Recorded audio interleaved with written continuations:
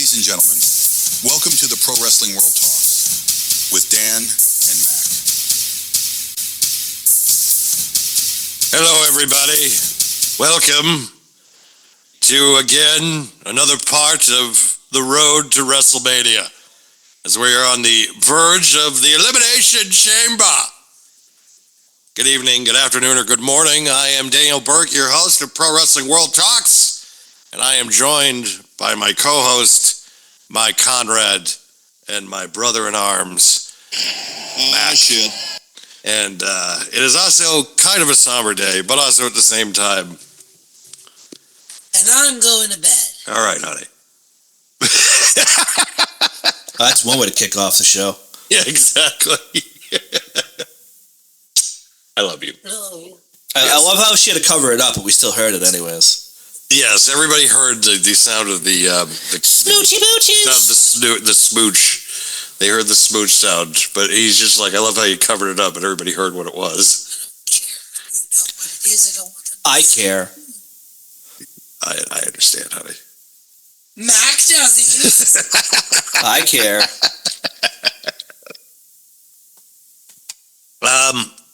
But it is one of those weeks of celebrity deaths. Yeah, man. Like, what the hell? I think Berta Fleck, who was the original singer of Killing Them Softly, that was the one that the Fugees covered, had passed away. And then yesterday, Harriet the Spy, unfortunately passed away. And at the age of 39. And yes, it's okay to be sad about it, apparently. She just brought it up, I didn't. And then unfortunately, today, but also at the same time, considering his age, it was to be expected. But it doesn't seem like that was what it was, though, from what I keep hearing. No, apparently he would. Him and his wife were found, and a dog, and their dog. Yeah. They were found. My first initial reaction was carbon monoxide That's poisoning. my guess too. Yeah, that is my guess, which I guess is the coroner's decision. But also, apparently, there were a bottle of pills that were found. So my guess is, I don't know. right. But who knows? But of course, I am talking about the incomparable two-time Academy Award winner for Unforgiven and The French Connection, Gene Hackman, passing away at the age of 95.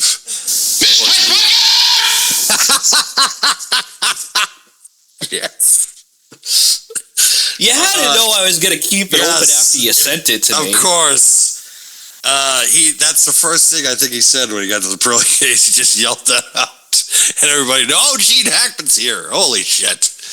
I mean, we talked about it in pre-show, but like it was like, I feel like the best Lex Luthor out of the bunch. Oh, he was fantastic. And that's how we all knew who Lex Luthor was. Well, I mean, that's how we all kind of got introduced to Gene Hackman. Yeah. Because I don't think any of us were really watching The French Connection or even like some of the other ones. Like, we weren't watching Bonnie and Clyde. We weren't watching like Mississippi Burning and that type of stuff at that young age.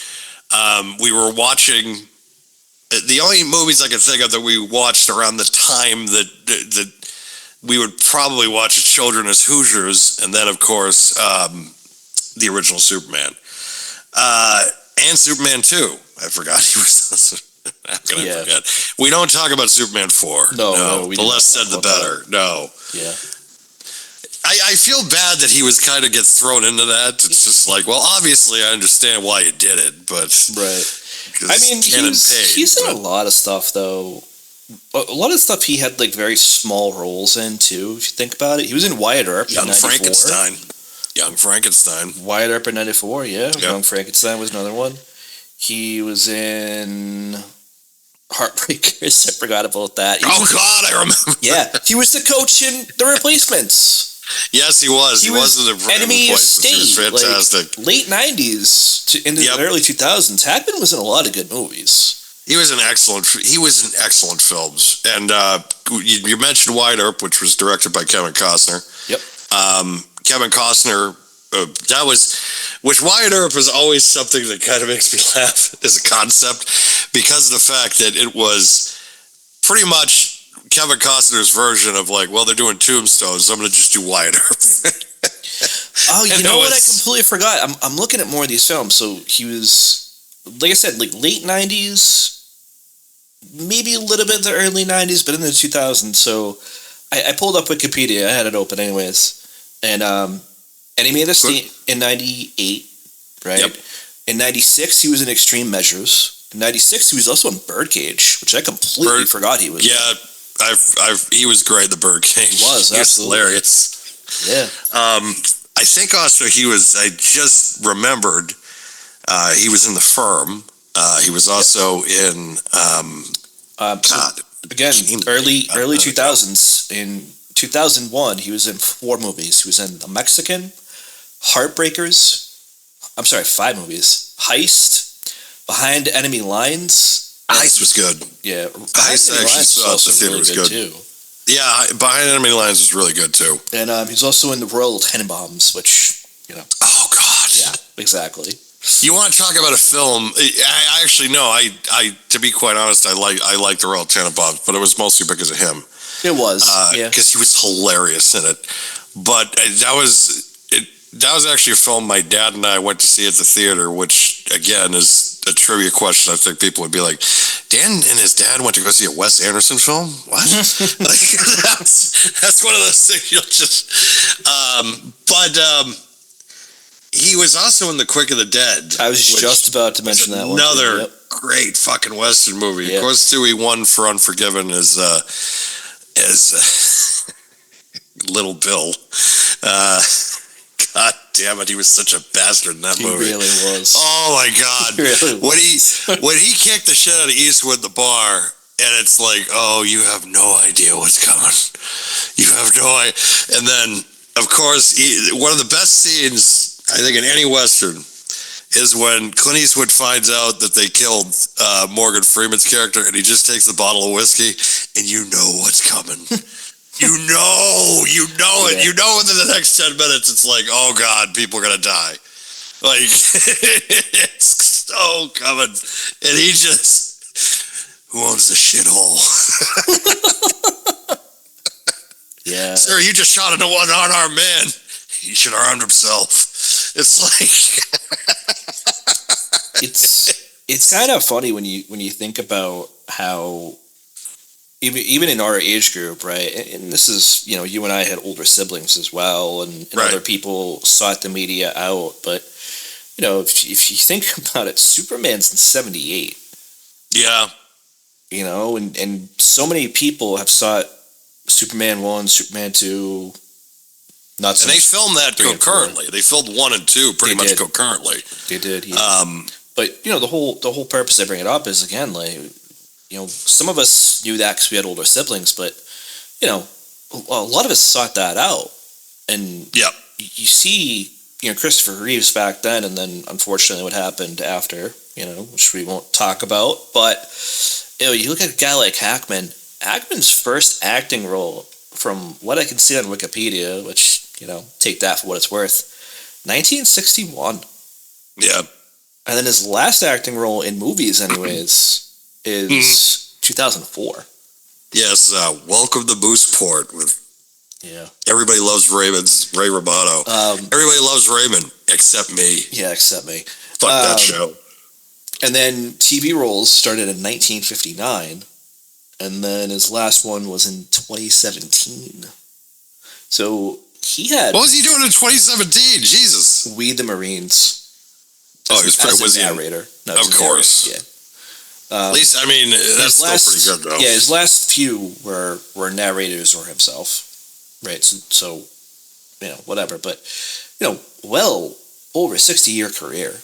Yeah. In film or TV, cinema, whatever you want to call it, like, well over 60 years. I mean, listen, whether you knew him back then or however long you might have known about Gene Hackman, just a phenomenal actor. Just phenomenal. Kevin Costner called him the greatest actor he's ever worked with. He didn't say the biggest star. He says the biggest star he ever worked with was Sean Connery, but he just said that the best actor he's ever worked with by far was Gene Hackman. And that has a lot of weight to it, considering the fact of the heavyweights that Kevin Costner has worked with and directed over the years as well. I mean, and he's also run the gauntlet with the people that he's worked with, considering the fact you go back, he was in Bonnie and Clyde, so it's like the guy back then, the big heavy hitter, was Warren Beatty. He's, you know, you're working with him, and then it's like you're working with Reeve, you're working with Tom Cruise, you're working with Willem Dafoe. Like the list goes on and on of people. Robin Williams. It's just, and that's the heavyweight that he kind of brought to the table. I felt like with his roles, especially too with you have to put him in the top 10 list as far as villains is concerned in movie history for comic books. It's like and I'm sure that there's people that will argue, well, you know, Joker was better. Okay, I'm not arguing like as far as like is he better than like this character? No.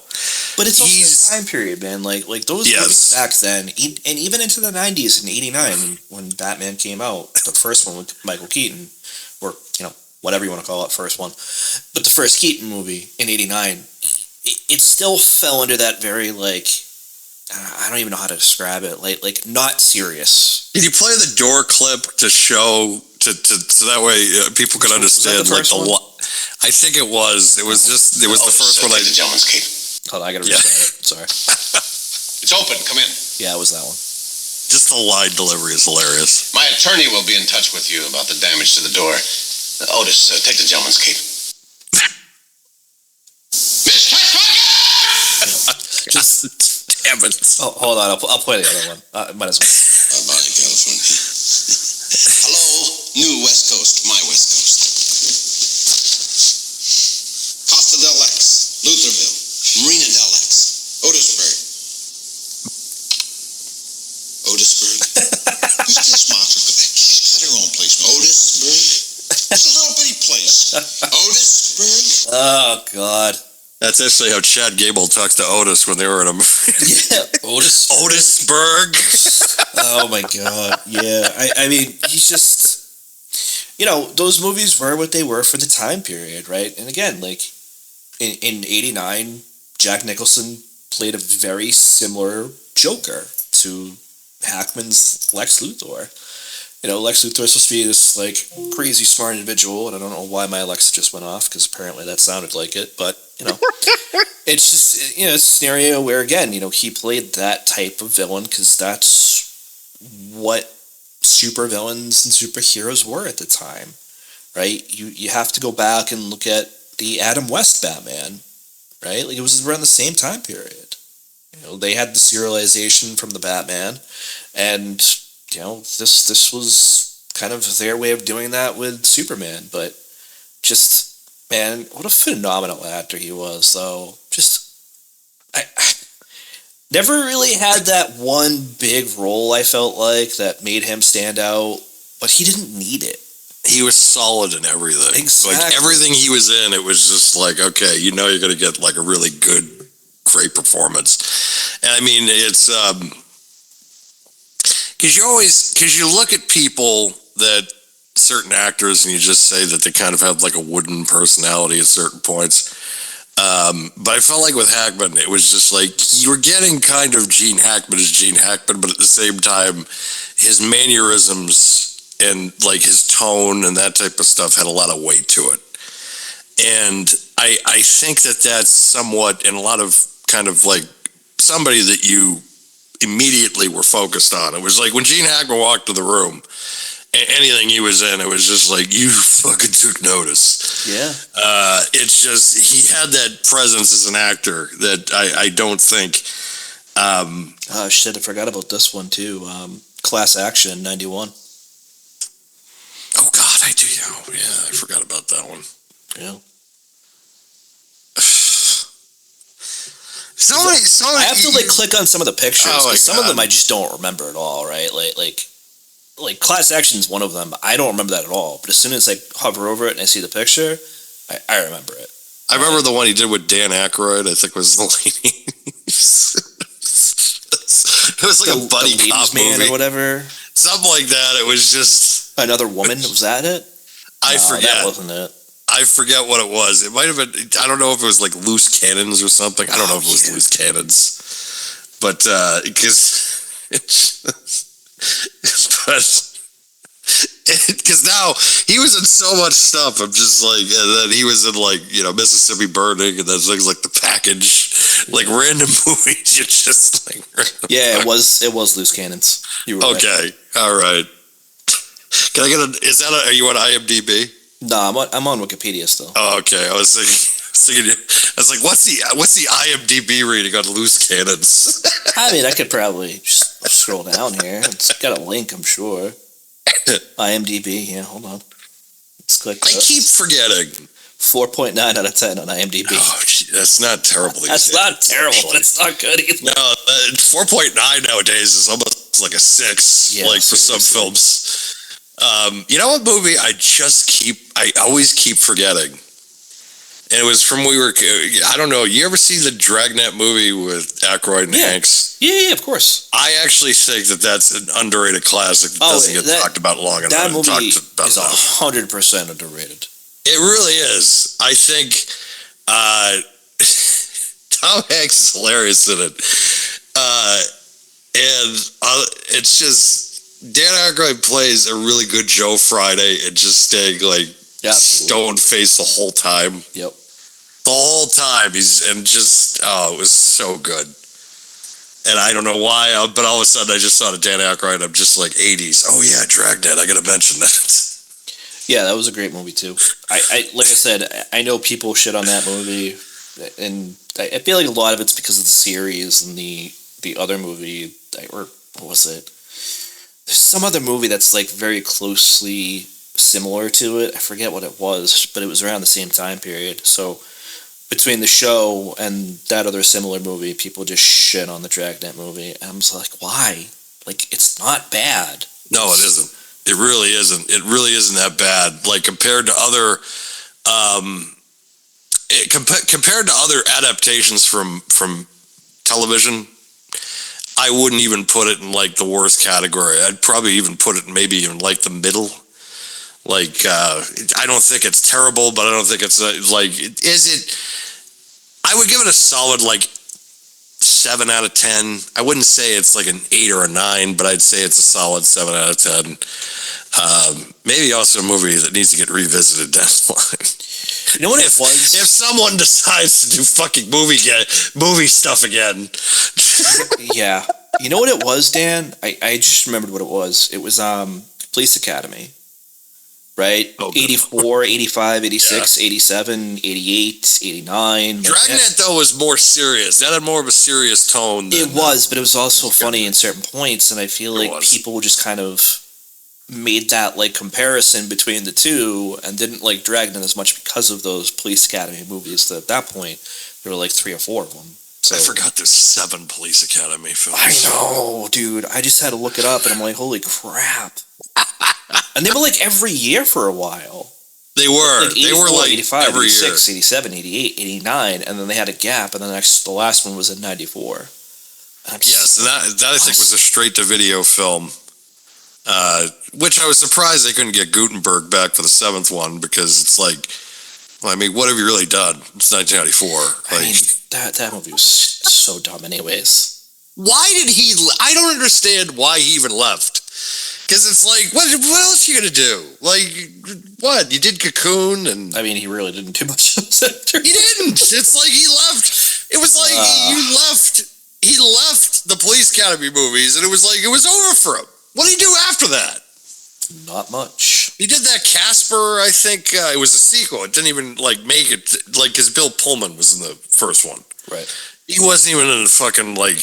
I think he made it to, like, the Family Channel or the VHS version of Casper. So it's like, what have you done? Why did you feel like that this was like, oh, I need to leave. I'm too big for Police Academy. Oh, you know what? Let's find out right now. Because if you ask me, I'm not going to remember what he did. Because, dude, as far as I'm concerned, Steve Guttenberg peaked at Police Academy. No shit. The only thing that's memorable that he did after Police Academy was the Simpsons episode. That was it. We made Steve Guttenberg a star. We do. We do. Why'd you tell him to leave Police Academy then? I used to love that song. Yeah, seriously. Why? Okay, here we go. Personal inventory, bibliography. You know why it doesn't have his stuff here? That's weird. Probably because even Wikipedia knows he didn't do shit after. Alright, let's check IMDb. Police Academy. It was a terrible decision leaving. I love how that would just have transitioned for those. Short Circuit. That was 86. Yeah, that was still in Police Academy fever, though. It was. No, you're right. It was. No, you're right. Alright, let's see. Paper Empire. 6 episodes of that in 2025, apparently. So look forward to that if you want. Oh, at least, all right. I gotta scroll down on like the bottom here. Is this really him? Like, it's a lot of bullshit here. I guess he helped a lot of. I guess he was almost like a hero during the wildfires. I kept hearing he was like helping people evacuate and things like that. He ended up getting some press from that. So we're not hating completely on Steve Guttenberg, because I have to admit, like, I did like some of the Police Academy movies. Some of them did get kind of ridiculous. The last two, especially the last one, obviously, but he wasn't there. But the last two for me, it was like, what the fuck? What, you didn't like City Under Siege? It was alright, but it had stupid parts to it. I haven't probably seen a Police Academy movie in at least 20 years. I don't remember the last time I saw one. It was probably within the last 20 years, but I don't remember when the fuck it was. So apparently I've gotten further down here. So he had like a lull, but around 98 he was in Home Team. He was in Overdrive. In 97 he was in that stupid adaptation of Tower of Terror. Oh my god. He was in the Casper movie, like you said. Mm-hmm. Home for the Holidays in 95. We're going backwards. That's why it's kind of a weird list. Home for the Holiday. Yeah, that was the one with Holly Hunter, and I think RDJ was in that. What the fuck is this? RDJ when he was still... Dude, he was in a movie in 1990 called The Boyfriend School. You left Police Academy to do the fucking Boyfriend School? Yep. What the fuck is wrong with you? 88. Yes, fucking seriously. 88 is the Cocoon, like you mentioned. Was that Cocoon 1 or Cocoon 2? The Return, so Cocoon 2. Oh, fuck, that piece of work. Yeah. In 87, he was in 3 Minute Baby. Okay. Which wasn't awful. No. It wasn't awful. 86, as you mentioned, he is in the height of Police Academy fame, and he's in Short Circuit, which another good movie, right? Short Circuit. Yes. They were good. In 85, he was in the original Cocoon, the first one. So he was in both. Yes. And then, 70s and 80s, some kind of like random shit. So, I mean, listen, he's done stuff. Well, he's also on The Day After, actually, which was a fucking terrifying made-for-television movie about if a nuclear bomb hit. That was a nice little trend that they used to do back in the 80s. They used to, because that was still the height of the Cold War. So it was just like, hey, what if Russia just decides to drop a nuclear bomb on us? We're just gonna show what happens after. You ready for this one? Because I scrolled back up, because he's not really been in a lot of shit that's like been like noteworthy here, I feel like. Yep. He was in a TV movie in 2016. Would you like to know the name of that TV movie, Dan? No. But you'll tell me anyways. Sharknado 4.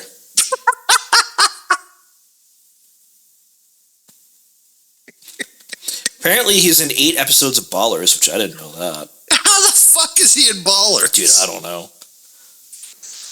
Kelly was trying to get me on that show, like get me on to watch that show for so long, and I was just like, why? Oh, here we go. All right, here we go. So, man, wow. In 2019 to 2023, he is a recurring guest on 7 episodes of The Goldbergs. Oh my God. In 2023, he is in How to Murder Your Husband. Curious if he was the husband, but again, another TV movie. And I don't know this one, but in 2023, apparently he was in The Little Mermaid. Oh, he probably would. Well, that was the live action movie, I'm assuming. No, it doesn't. I mean, if it is, I don't know, but it's got animation to it, so I don't know if it's like a play. Let me go back. Or if it's a cheap, like, It looks like knockoff. It does look like a knockoff to me. Yeah, I'm not gonna lie, like it does. Like I don't even know how to describe it. But if I look at the stars of the movie, he's not listed. But it looks like, on his IMDb page, he can't even. He's probably the biggest star. He's King Jasper apparently in this movie. I don't know. Dude, oh my God! But he left Police Academy for this career. I was just gonna say, like, that's the whole comment right there. This is why he left Police Academy. Oh my God! God damn it! Those Stonecutters, they really failed him. All he had to do was make enough of those, and then finally just transition into being like the Commandant Lassard character. Like, yeah, like. Or Captain Harris or something. God damn it. Yep. I gotta watch those movies again. It's been so long. It's so goddamn long with those. And either probably I'm gonna cringe half the time, or I'm just gonna think, oh, these actually are better than I remember. Who makes the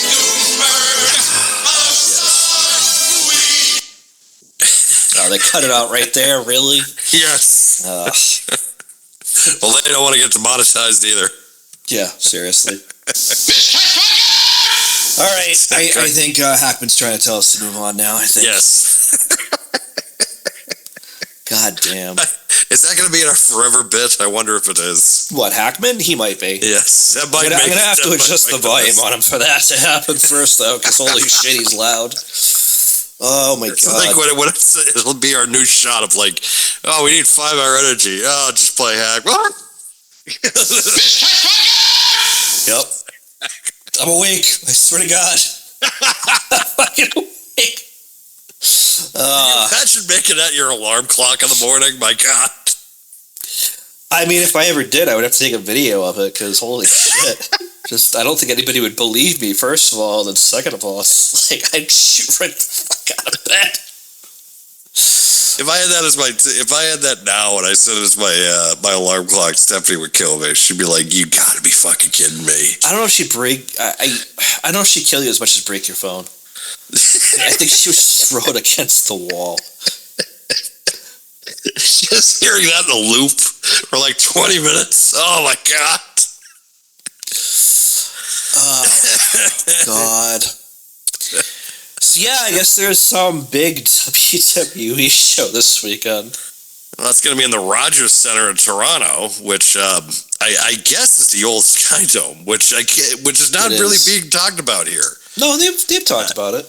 Well, because it's the fact that this is the third time they've gone there, and every time that they've gone to this building, they've drawn a big house. Yeah, but it's the first time they've gone since the rename, so I think that's part of the reason why. Well, that, and plus they're probably thinking, well, there's no way we're going to do 60,000, and it's like... I don't know.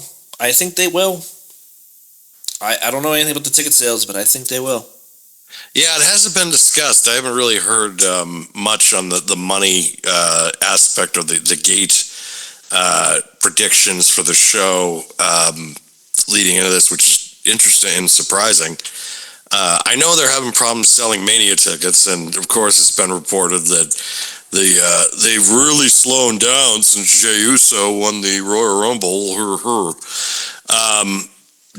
So you Reduce wonder the tickets to a reasonable price, and I'll fucking be there. Yeah, maybe that's the big part of it, considering the fact that nobody really has fucking money right now. I mean, if you're like a million something federal employees, yeah, unfortunately you don't. Yeah, it's crazy times, man. Well, it's just I've been looking at data too, and if let me just say this, folks. If you think that you're going to be priced out of a home, wait 2 years. You might have a chance. Yeah. Especially the data I've been looking at recently, it's just like, oh boy. It's always, and I know people are just like, well, you just talk about wrestling. Yeah. All right. Get on with it.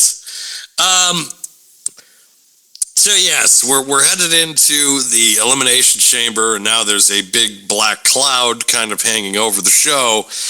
Creatively, I wouldn't say it's like just talking about the show in general, and it's not like it's a giant black cloud of problems or anything like that. I think creatively there is, though, considering the fact of that we still really have no idea what. I am like, so tough to sick call of right this argument. I know. It's not you. It's just there are so many fans out there that are complaining because this show is not predictable, and I'm like, why is that a complaint? It shouldn't be a complaint. It shouldn't be. It's the fact is that the Royal Rumble, for the majority of us, which I think a lot of people are frustrated. Like, people, when it comes to wrestling fans being wrong, there's a lot of people that just don't want to take the L. They just don't. They find ways not to take the L. And I think that that's kind of part of the problem, because when wrestling fans are always the first ones to say, I want something new. And then when they get something new, they fucking bitch about it. It's like, I don't want that. But you want something new, but I don't want that. So I pulled a clip as we were talking about the topic not even 2 minutes ago. And I feel like it also applies to this conversation. So bear with me for a second here. Mm-hmm. Don't blame me. I voted for Kodos. Go! Like that's how Exactly. I feel right now. Yes. About that situation, but also this, right? It's Yes. like I get it. You have your feelings about professional wrestling, sports entertainment, whatever. You have your feelings about Triple H or Tony Khan. You have your feelings about how you feel a match or an event or whatever should go. But come on. Like, this should not be the complaint. The complaint should not be, oh, I don't know what's going to happen now. That makes it fun. That makes it interesting. Just because you can't predict it, just because you don't have, because with Vince booking, it was predictable. You know what direction they were going to go, especially like half the time. Like last year, if Vince was booking, it would have been Rock and Roman. No matter what. No matter what, it was going to be Rock and Roman if Vince McMahon was booking. No matter what. Didn't matter. Oh, the whole Cody giving up a spot thing, that would have been a shoot. That would have been real. And Vince would have been like, we're not changing it. Nope, we're not changing it. Nope, it's the way it's going to be. Well, it's what the fans want. Because there's an argument that you gave up some notoriety last year by not doing Rock and Roman. But you really didn't, because you got him anyways. You got him you got Rock at least at WrestleMania in the main event. He was in the main event of night one. Right. And then night two, you were able to tell a bigger story that he was a part of. Yep. And you were able to make it memorable. Where if it was Rock and Roman wins, people would have complained, because people would have been like, this title reign needs to end. And you pretty much made Cody look like a bitch. Not in the metaphorically speaking. Not I feel like he looks saying like more of a bitch now than he did last year. who, Cody. Yeah. Uh, I just, listen, last year, I think, I don't even think he looked like a bitch last year. I think he looked, what's the word I'm looking for here? I think he looked impassioned, and I think it worked. I didn't think he looked like a bitch. I think he had to play a bitch a little bit, especially when they teased him, I say it that way because of what happened, giving up his spot and the sourpuss look he had. But I can't really say I blame him. Yep. Right? Especially given the context that he was about to give up that spot, legitimately. And it would have been the first time that somebody had won the Rumble and not went after the title. Right? Like, let's be real. Technically. Fair enough, but still, you get my point. Yes. And I can't say I blame him for that. I wouldn't have blamed him for that. And yeah, it kind of made him look like a bitch for it, but that was the way they wrote it. That wasn't really on him. No. This year, he kind of looks like a bitch more so. I don't think it's that. I just think that, like, they're throwing everything at him right now, and it's not working. It is and it isn't. Because I think that they're trying to play this morality, which I think this might come into play into this weekend. Oh, I agree. I got the picture good to go. Someone's selling their soul to The Rock. It's probably not going to be Cody, because I think Cody wants to be that never say die babyface, and that's also the direction that they want to go to. Okay? I want everybody to refer Hold to. on. Let's pause this. Let's go through the matches and stuff, and we'll get to that. Okay. Because I think that's a lot to unpack, but I feel like some of these matches might go quick anyways. Right. So again, just assuming an order here, I think that they're probably going to start with the women's tag match. Tiffany and Trishy time. Tiffany Stratton and Trish Stratus against Nia Jax and Candice LeRae in a tag team match. Because you got to get your Canadian pop in for Trish Stratus. Gee, Trish Stratus in Canada and Toronto are up against Nia Jax and Candice LeRae. Yep. Who the fuck's going to win this match? Yeah, I wonder.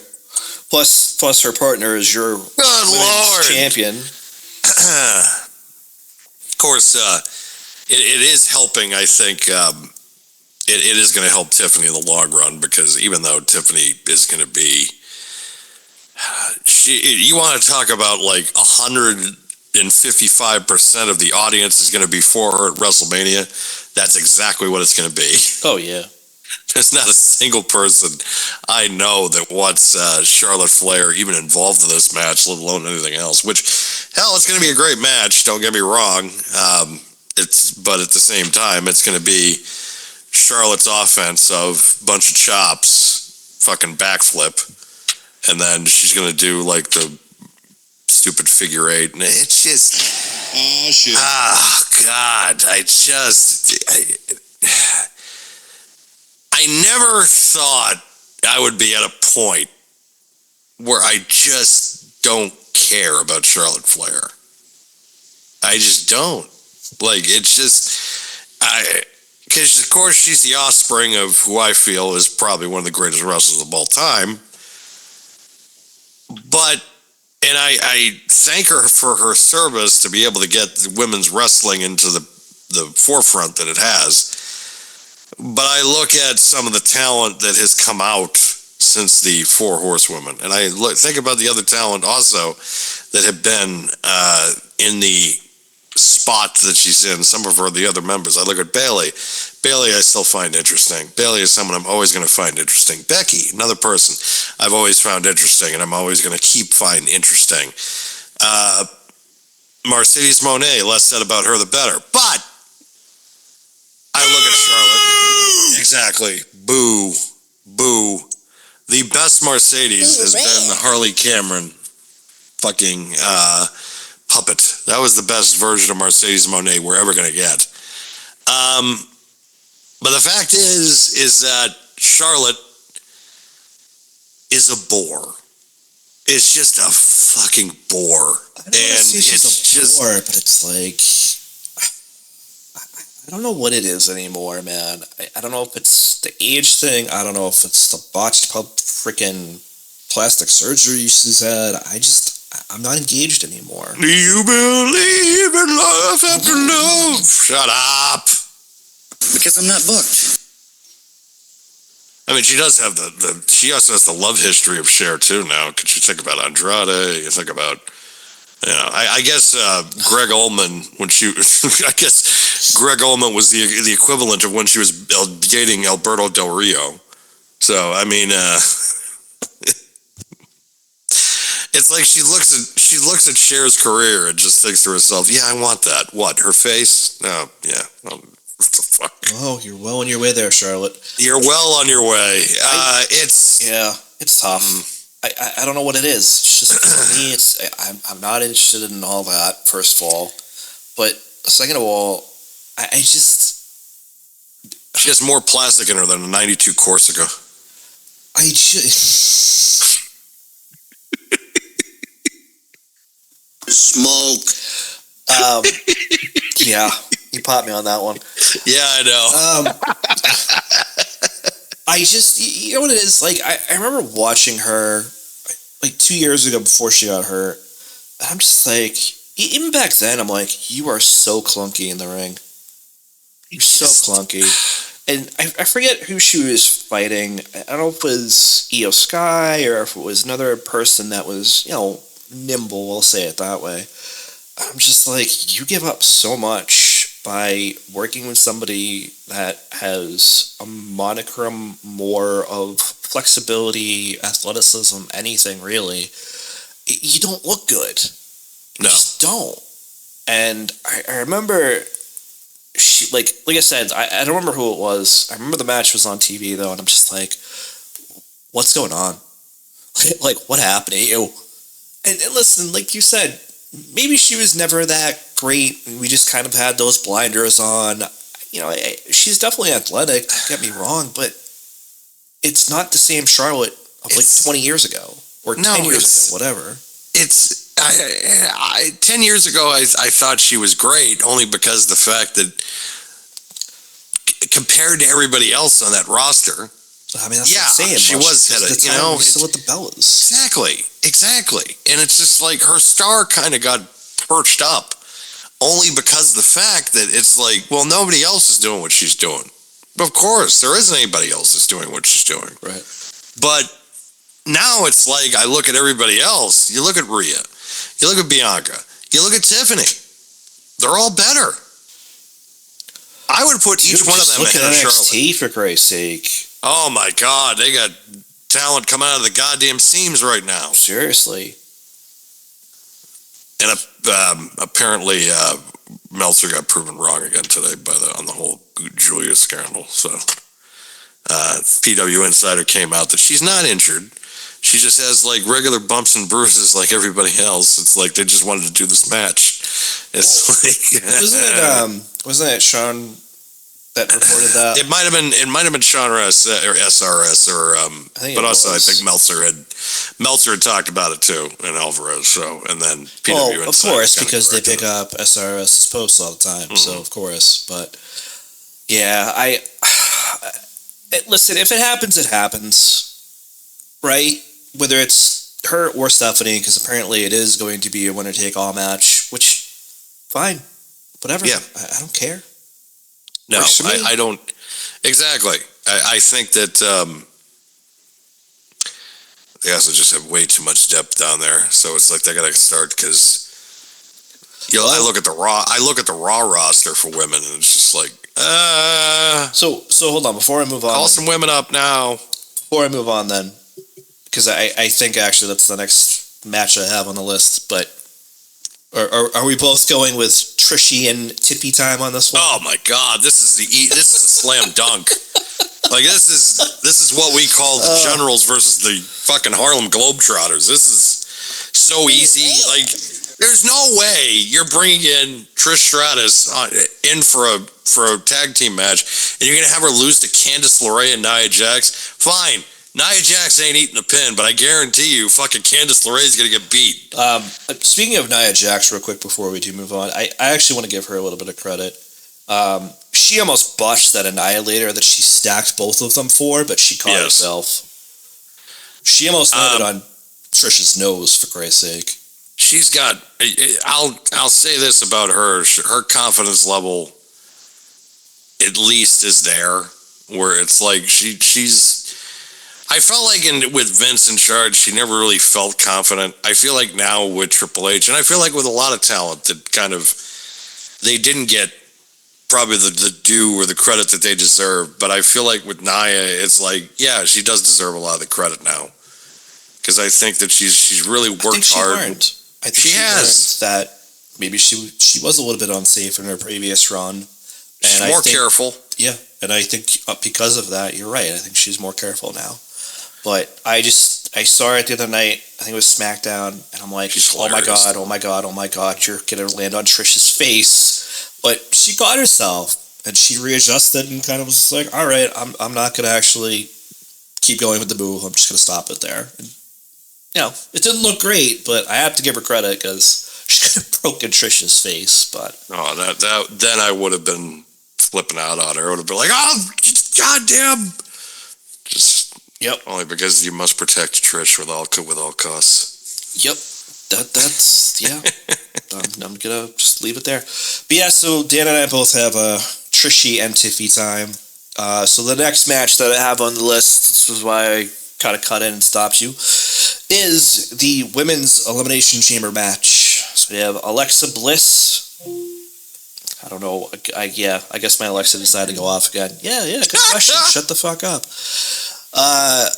So we have her, we have Liv Morgan, we have Bayley, we have Bianca Belair, Naomi, and NXT upstart Roxanne Perez. Mm-hmm. I don't know where this is going to go. I think Jade is going to finally return and screw somebody over, though. Well, I think Naomi's going to be the mole. I think so, too. Or the turd in the punch bowl on that one. I look at Liv, no, because she just won the tag team title, so I can put her in. They don't want to do Rhea and Liv again. Like they but on the Raw after this, it is Io Sky versus Rhea Ripley for the title. That's true. I don't know if they want to run back Io Sky versus Bayley again. Considering they just did that last year. Yeah, I don't think they should. I don't think they want to do Rhea and Bayley, so unfortunately with Bayley. So I got to go through process of elimination. Naomi, I think with the looming Jade Cargill factor, that I think it's her, yeah. Yeah, so that's going to cancel her out. And then you have Roxanne Perez, who I think is going to be in the spot that Tiffany was last year of, yeah, you're going to have a great showcase, kid, but you're not going to win it. Yeah. So that leads me to Bianca. Yeah. It's really the only one right now that has really nothing attached to her. And they have not done Rhea Ripley. The Jade Cargill thing, but if we're thinking what we assume here, and if we go back to that SmackDown, Bianca Belair was in the ring, so it's definitely not her. Yeah. I don't remember where Naomi was, but I think she was there after it happened. I think she was the first one on the scene. So it would make sense for it to be Naomi. To your point of the others, I don't think you want to do Bayley and Rhea again right now. You're definitely not going to do Liv and Rhea right now. Would have missed Bliss because I can't say her name because my machine will go off here again, so I don't feel like dealing with that a second time tonight. She's going to have a good show, but she's not going to win. It's just, that's not in the cards. I think Alexa with her, you kind of got to ease her back into things. I agree. And also maybe chase the IC belt or the US title. I think a Chelsea Green Alexa Bliss feud would actually be pretty fun. Yeah, it would be fun. And I think her chasing the U.S. title, which I don't think is a demotion, but I think it's just, you've been away 2 years. Let's try to kind of give this thing. Let's build you back up a little bit, right? We just signed you for 5 years. She'll put respect on it too, right? She would, yeah, because Chelsea is more comedic character, and nothing against Chelsea. She's held it very well, but she is that comedic character, and there's nothing wrong with that. Whereas Alexa can be a serious champion because she's done it. Yes, right? And maybe even putting her up against the IC belt, and that would be cool. Matchup with her against Liability Carrier would be pretty good too. That would be. And then like you said for Roxanne Perez, because that's the last one I have to talk about before I get to Bianca and myself. It's like you said, she's gonna have a good show. She's gonna look good. She is gonna be able to showcase herself, and I think she goes back to NXT very proudly, finishes up a feud with Cora Jade, and then she is up on Raw or SmackDown after WrestleMania. That's just what I see for her. And then, kind of like you, that leads us back to Bianca, and they really have not done that. Bianca, for 3 years previously, before last year, was in a top women's match program. Yep. She defeated Becky Lynch 1 year. She defeated Asuka another year. She defeated Sasha Banks another year. In fact, she was the main event of night one. I can say Sasha Banks because she was Sasha Banks at the time. The fact that you brought her up are all. It's just 3 consecutive championship victories at WrestleMania. And last year, she was in a tag team match. Of course, it was a high-profile tag team match because it was able to get Jade Cargill and propel her. And with her star power, she sacrificed her singles run to be able to get Jade Cargill in a position where her star power is just as equal to Bianca. And also kind of short of the ropes a little bit in a very green atmosphere. Bianca, it's not like too that she's been doing this like a decade and a half. It's like she's only been doing this a couple of years herself, but she had to sacrifice, I think, her own momentum and her own push. And now it's time to kind of get back in the I'm fucking here too, I'm here to kind of show everybody that, I'm just as good. And the fact is that a Rhea Ripley and Bianca Belair match at WrestleMania is going to tear the house down. Because you have these both extremely good athletes, especially with Bianca, because you can pretty much, she's just as powerful as Rhea, she's faster than Rhea, and she's a better athlete than Rhea. And that poses a bit of a problem for Rhea Ripley, who we've always said, who is going to be able to take, of course I have an itch and take my headphones off, because why wouldn't I? But, damn itch. I was able to get it. Okay. Hey, what the fuck is that? Exactly. What is that?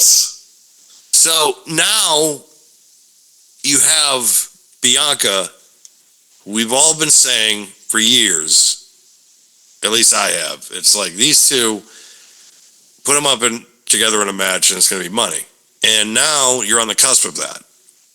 And we've all talked about, everybody on the internet, but I've talked about it with friends and friends group, who is going to be the person that kind of match up with Rhea? Jordan Grace isn't there yet. Not at that point yet. I think that's next year. That's probably next year or 2 years. Who knows? Probably next year. They're still young. They exactly could do it whenever, but I think you should pull the trigger sooner rather than later. But Bianca needs to be able, and maybe she doesn't have to win because her legacy's already set.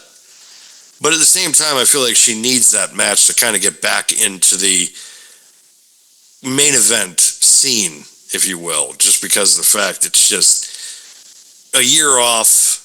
she hasn't had a championship in almost a singles championship in about a year and a half. Well, And I feel like for her, it's just like that's an eternity, because with her, I think that she's that talented enough that it's like you got to be able to find something for her to do. And I've been saying that for months. I'm like, why is she not in the main event scene? Why is she not challenging for a title? And here we are. So I think the real part of the issue for me is not Bianca herself, but it's this match, right? You've only really got 2 heels in this match right now.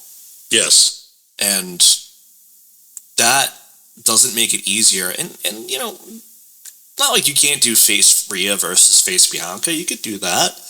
But it makes it a little bit tougher because I don't think they're going to turn her heel.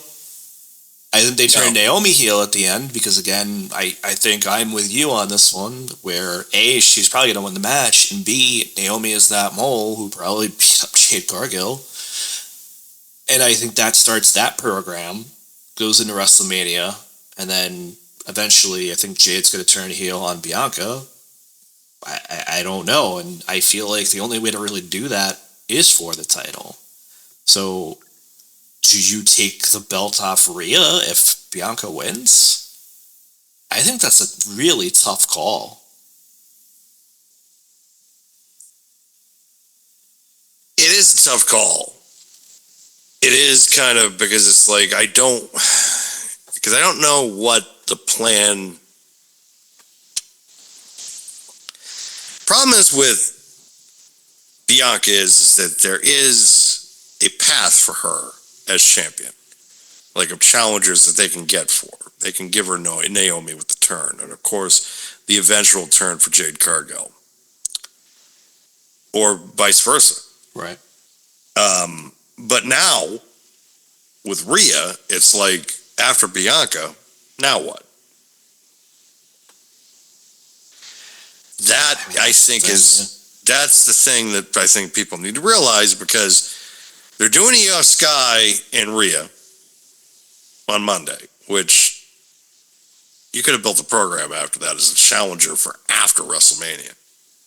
But you're doing it now. There's a lot of stuff that's happening after that I was like, this could wait.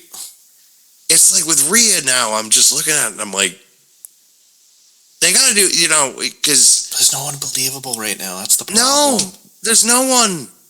There's no one. Your most believable options right now are one of the people who we booked to win this match and Bianca Belair. And Jordynne Grace. And Jade when she comes back. But Yes. I don't know that Jade's going to be ready for that kind of a high-profile match. That's the problem. Jordynne Grace is the other one, though, like you mentioned. And then, Nia Jax, maybe, if you want to go They've that already route, done it. Exactly my next statement. Twice. They've done it twice in the last year. Already done that! Yeah, and it's just like And Tiffany, listen, Tiffany's another one. I shouldn't throw Tiffany out of the conversation. She is the bionic buff Barbie. Lash Legend is another one, but they got to call her up for that to happen. I don't think they're going to do that just to face Rhea Ripley right out of the gate. No. You do have options. It's just some of them are, first of all, better than others. And then the other options, like Jordynne Grace, like, Lash Legend, who I just mentioned, they're in NXT. You have to build up a program for them to come up to be able to do that. You've already done Nia, like we just said. So Bianca and Jade are the next 2 available options that make sense. So for me, the fact that I felt like Jade Cargill wasn't in this match, I thought was kind of stupid. If you're going to book her to return here and interrupt and attack the person who attacked her, which is most likely Naomi, let's be real. Right. Then okay, build that program. But then, like you said, then what? Then what's next? Whether it be for that, right? At some point, Jade's going to win. Let's be real. That's how they always book the big returns, especially with a big feud like this. So then what for her? Then what for Bianca? And then especially, like you said, then what for Rhea? How do you take Rhea out of the conversation? The only way you take Rhea out of the conversation at this point is for her to lose and then challenge whoever is the women's intercontinental champion at that point. I feel like with her, it's just with Rhea, and she's getting to a point where it's like, you don't need to have the belt on her. I agree. You just don't. I agree, but You don't I still need to think have she the belts needs a on her. legit feud, and that's the problem. She doesn't have there one. is a legit one. Exactly. Bianca, I think, is the only one that can give her one right now, and that's the match I think you play for Mania.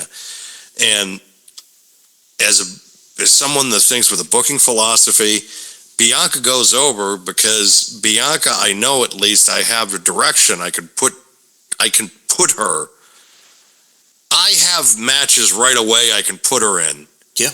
And I can build up other competitors for her down the line. Yep. Where Rhea, it's like, okay, she wins at Mania. There's nobody else that I can, unless it's like, okay, Alexa will challenge her now. What? No, why? Alexa's still getting built up. Alexa needs to challenge somebody else. Exactly. She needs a mid-card championship. Yeah, she needs... All right, Miss Bliss, sorry, for the sake of your audio. For the sake of my audio. Miss Bliss needs to be able to get a direction of being built up. So you make her an IC champ or the US champ. And but the thing is with her, it's very easy to put her against other women of her size. And I'm not trying to be, derogatory or whatever when I say that, but you put her against the Liv Morgan, you put her against the Roxanne Perez, against the Naomi, maybe, against the Bayley, where women that are a little bit smaller for her are better partners, right? I'm going to say it that way, are better opponents. Whereas you put her against Rhea Ripley. We saw this when she went out 2 years ago at the Royal Rumble, right? When she fought Bianca Belair. Like, Bianca embarrassed her, right? And it's okay, that's going to happen. Bianca is Bianca. She's an incredible athlete, and she's also incredibly athletic in terms of her build. Rhea is the same. You can't put Miss Bliss, I have to say it that way at this point, against a Rhea Ripley. Maybe a Tiffany Stratton, but even Tiffany is more athletic than she is. There's nothing wrong with that, right? It's the same with Chelsea Green, like you mentioned, the U.S. champion on the women's side on SmackDown, right? You could put her in that kind of a feud, and Alexa can very easily go over at that point. Yes, I'm big on Chelsea, but Chelsea, again, is that comedic style of a talent where it's not going to matter. The belt, having it or dropping it, it's not going to affect her career at all, or the optics of her career, or the trajectory of her career. It just won't. But with Alexa, it's a little bit different. I'm surprised it can go off that time. It's different, right? Like, she is a former women's world champion, or whether it be the Raw or SmackDown champions back when those were the names of the belts. She does have that type of career, so she does kind of need a legit feud. She does kind of need that, building up. But if your plan is to put her against the Rhea Ripley of a champion, it's not going to go. It's just not. I think the hard part with Rhea is that, and I hate to say it from that standpoint, but I have to look at it from also the standpoint of someone that has studied mass media, someone that understands kind of the way advertising looks and things like that. Bianca Belair is someone that you can put on a poster, and someone that you can put at corporate events and things like that in a good representative for the company, because of the fact that she just has, I feel, a kind of personality, a look, and also just the smile can light up a fucking room. And also the fact, too, that, I've seen her engage with fans. She's a role model to a lot of women out there. Where I look at Rhea Ripley and I just think to myself, well, the only thing she does is make people question a lot of things. And, I mean, it's just, again, I made you pop. Just because I know how you mean it. No, it's just it or not. It's just the fact that, like, yeah, Rhea is a great talent. She has a great presence, but also I feel like half of it is too of just people having like erotic fan fiction writing, and that's the reason why that a lot of people just kind of have her put in the direct. And again, I'm just trying to call it like it is, folks. Like, I'm not trying to sit here and lie to you. Do I think Rhea Ripley is a great talent? Yes. Do I think she is somebody that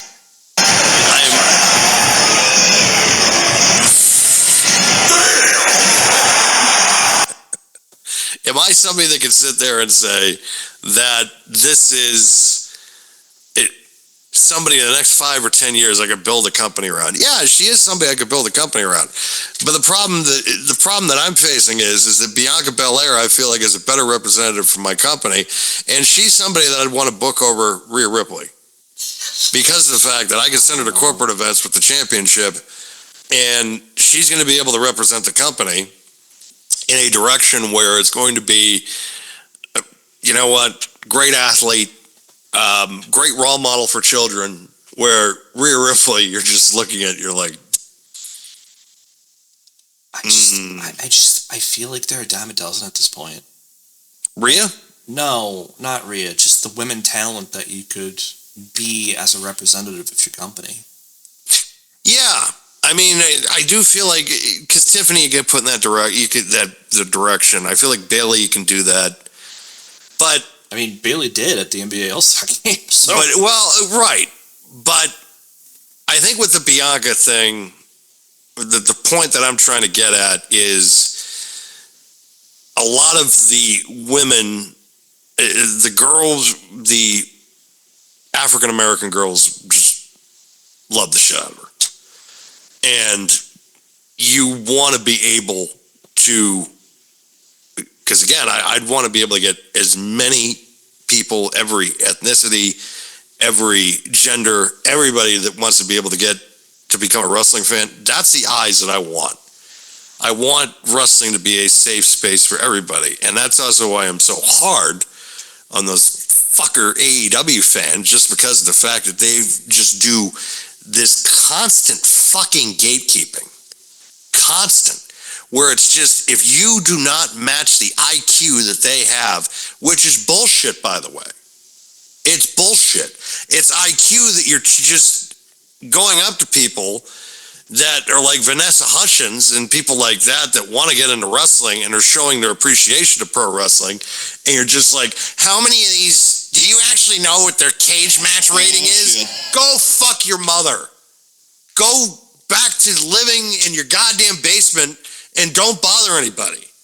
Instead of just trying to sit there and yell at everybody for it just being like, oh, you know, like, you don't even know what their score is. Cumulatively in cage match. That was the worst match he's ever had. Oh, fuck you. Oh, God. Oh, shit. It's this constant gatekeeping that annoys the living shit out of me with these fans because, and again, because you heard about the Rhea Ripley situation, how she had someone just show up at her fucking house on Valentine's Day. Are you out of your mind? Are you out of your mind, people? Again, Russ, this should be a common theme for almost every episode.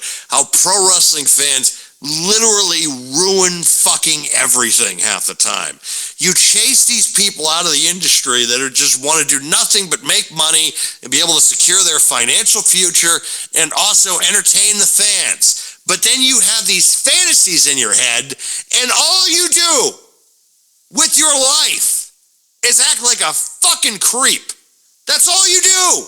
You chase them in hotels. You chase them in airports. You go to their fucking house on Valentine's Day. You're lucky you didn't get mauled by like a dog or something that they had at their fucking house. Idiots.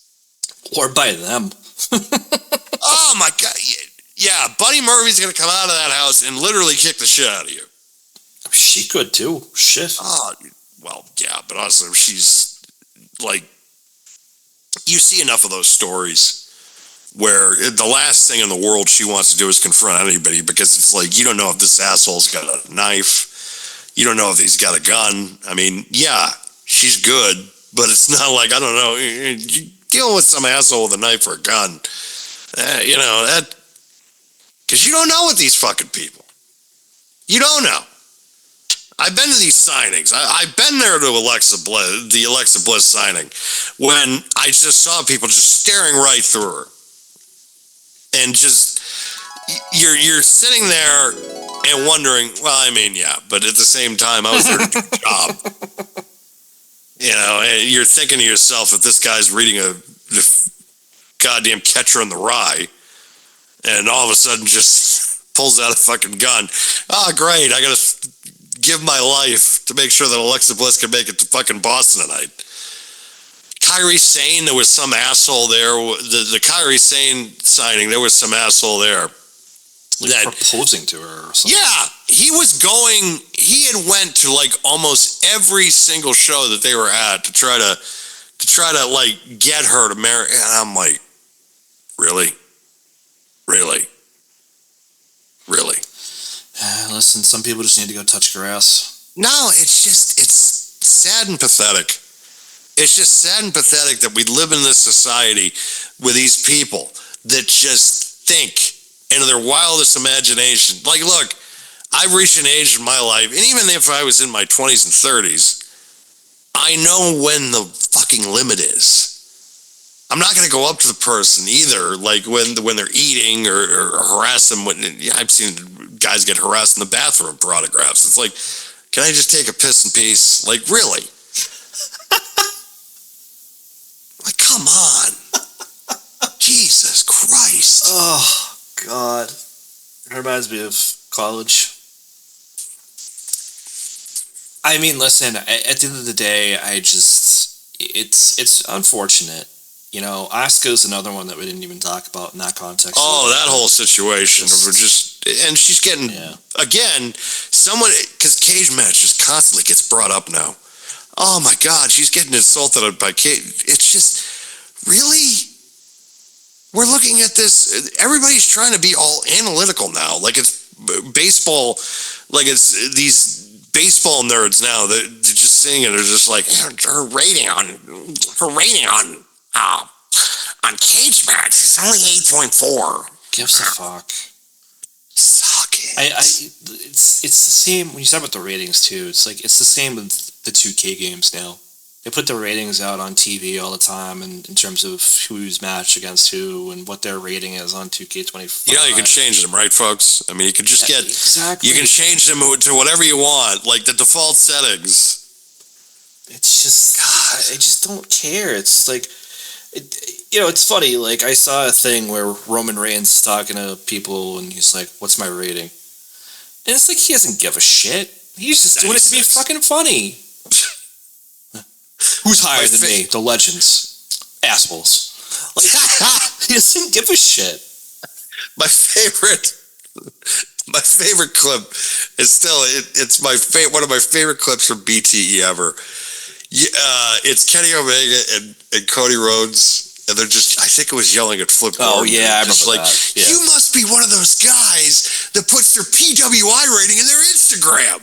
And then Cody's just like, yeah, man, that's not cool. And he just shies away because he did that at one point. It's just, that's what the wrestling business is that, yeah, a lot of them just, you're marks for yourself. Of course you are. You need to have that self-confidence and things like that, but these fuckers these fans just cross this line. They're being funny sometimes, and the fans are just like, yeah, man, he doesn't like that. It's like, dude, he doesn't give a fuck. Like, come on. No, he doesn't. He doesn't care. He only cares about the money and the miles. That's the thing about this business. They care about how much goddamn money they make at the end of the goddamn day. Do you think they really care about, they only gave you 95? Yeah. They'll care about the checks they're going to get every quarter from that game because it's sold like 3 million copies. God. I'm just done. It's crazy. Yeah. But, all right. So I think for this match, I think we can move on. I think we're both in agreement here for this, that Bianca's probably going to win this. Yes. All right, so the next match I put in order here is the unsanctioned match between Sami Zayn and Kevin Owens. Oof. Fucking. It's goddamn. This is in a tough spot because it's like you got the Elimination Chamber matches that, like, right in between it. So it's like the violence of this is just going to be, because this is, I expect this to be a complete war. Yeah, same. And the problem is that it's sandwiched in between matches that are also supposed to be extremely violent. Well, listen, this is our estimation of where they're going to land, right? But I can't see any other spot that this would fall in. Yes. I can't see you're going to start the night with this. I think you should start the night with Trish, because it's going to be before or after the women's Elimination Chamber match, let's be real. Probably after. Right. So that's fine. So, again, I put it before just because. No, it's fine. Like a matter of importance, you know. Right. And this is how I thought it was going to go. Wait, we're going to end with the men's match. Let's be realistic here. I know. But this one, I feel like, is that perfect segue between this match and the men's Elimination Chamber match, which is why I put it here. But, yeah, this is going to be a war.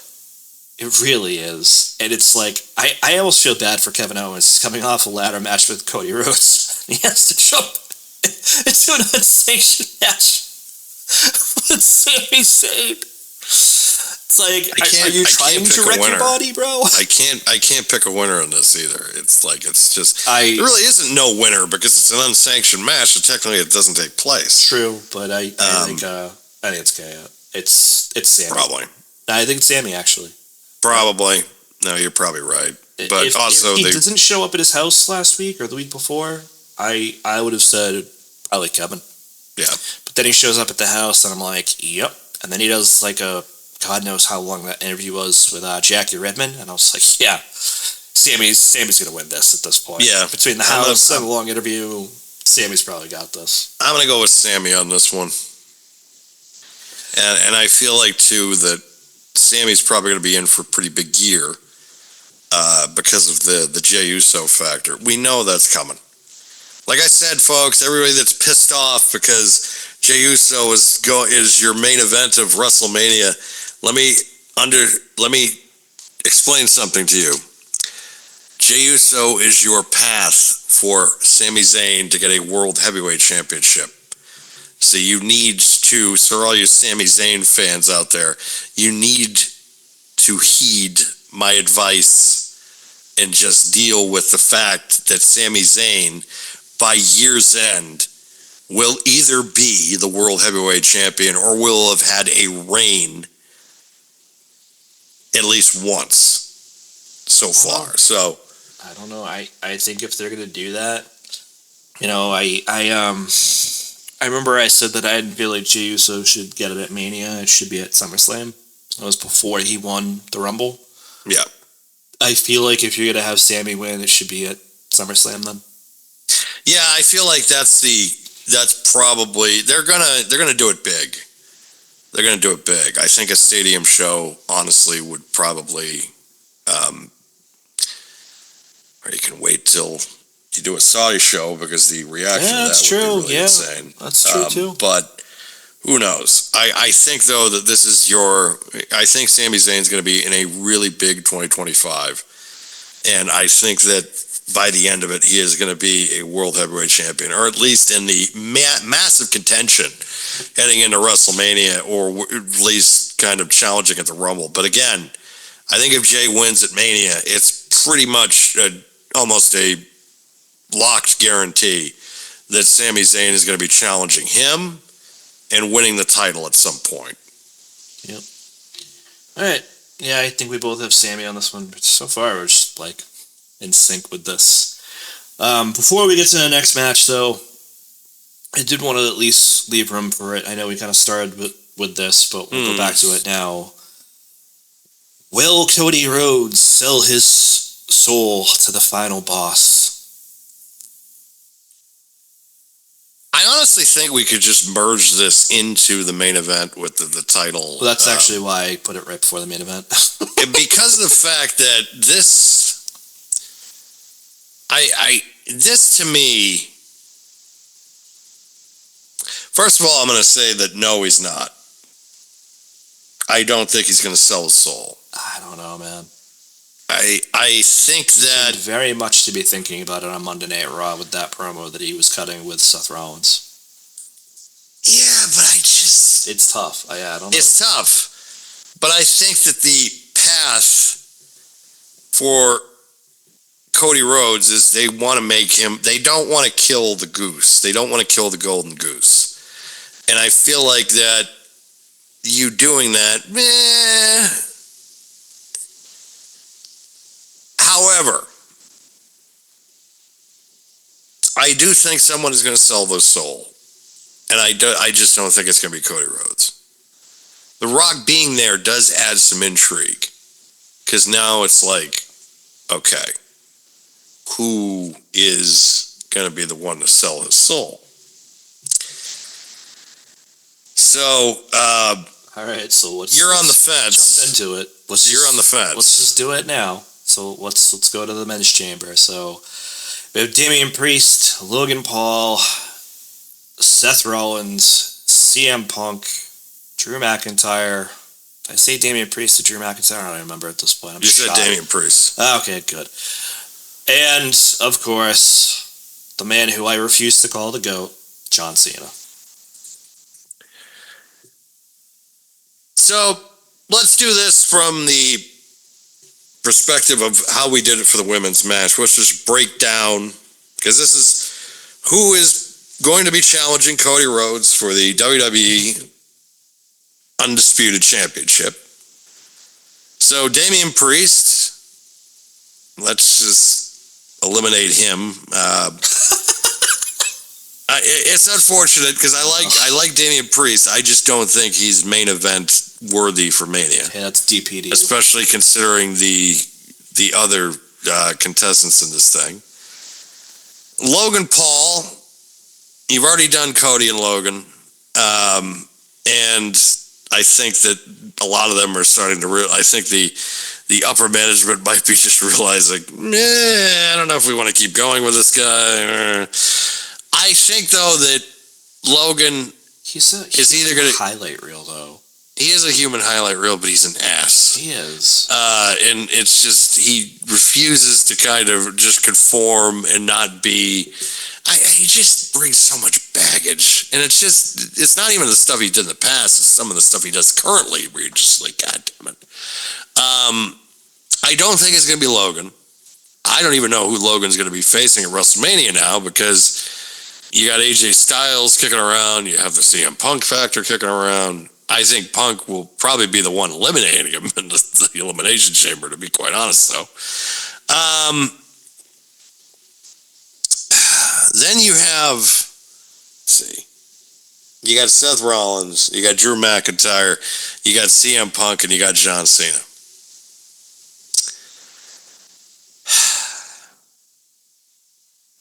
I think Rollins and CM Punk might just cancel each other out. However, I think CM Punk and John Cena will probably be the final two. But I don't see Rollins, or Rollins screws him over. It's just, I just see those two just fucking each other over in some way. So that leads me to Drew and John. So, Drew McIntyre, I feel like, has almost tried to be the devil on the shoulder of Cody Rhodes at times recently. And so there's that factor of, well, he's somebody that may have already sold his soul, so he might be a soldier of fortune for The Rock. So maybe The Rock has his corporate champion already selected in Drew McIntyre. However, you have the last act of a desperate man with John Cena. John Cena, coming into this, has been on one of the quote-unquote worst losing streaks of any top talent, main event status, GOAT status, whatever you want to call it, as far as the top guy is concerned. But he has this... I go back to the Royal Rumble presser when he just said that me challenging and winning the championship at WrestleMania is what's best for business. So I wonder if Cody Rhodes refuses to sign his deal with the devil,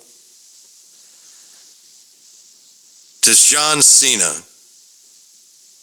do what Steve Austin did at WrestleMania X7? If you go back to that promo that he sat down with, that famous promo with The Rock, with Jim Ross hosting, and he looked at Rock and says, I need this more than you need know. I need this more than anything in the world. And he was talking about the WWE Championship. And I feel like that might be the sentiment of John Cena going into this match. And would give us a proper John Cena heel run. And it would also make the most amount of sense, considering the fact that John Cena and The Rock are almost one and the same now because of their Hollywood careers. Also, looking at John Cena and the way that he has kind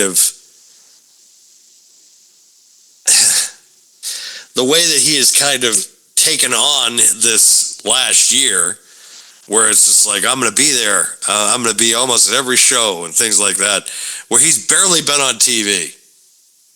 The last time he was on regular WWE television, other than the Royal Rumble, was January 6th on Netflix.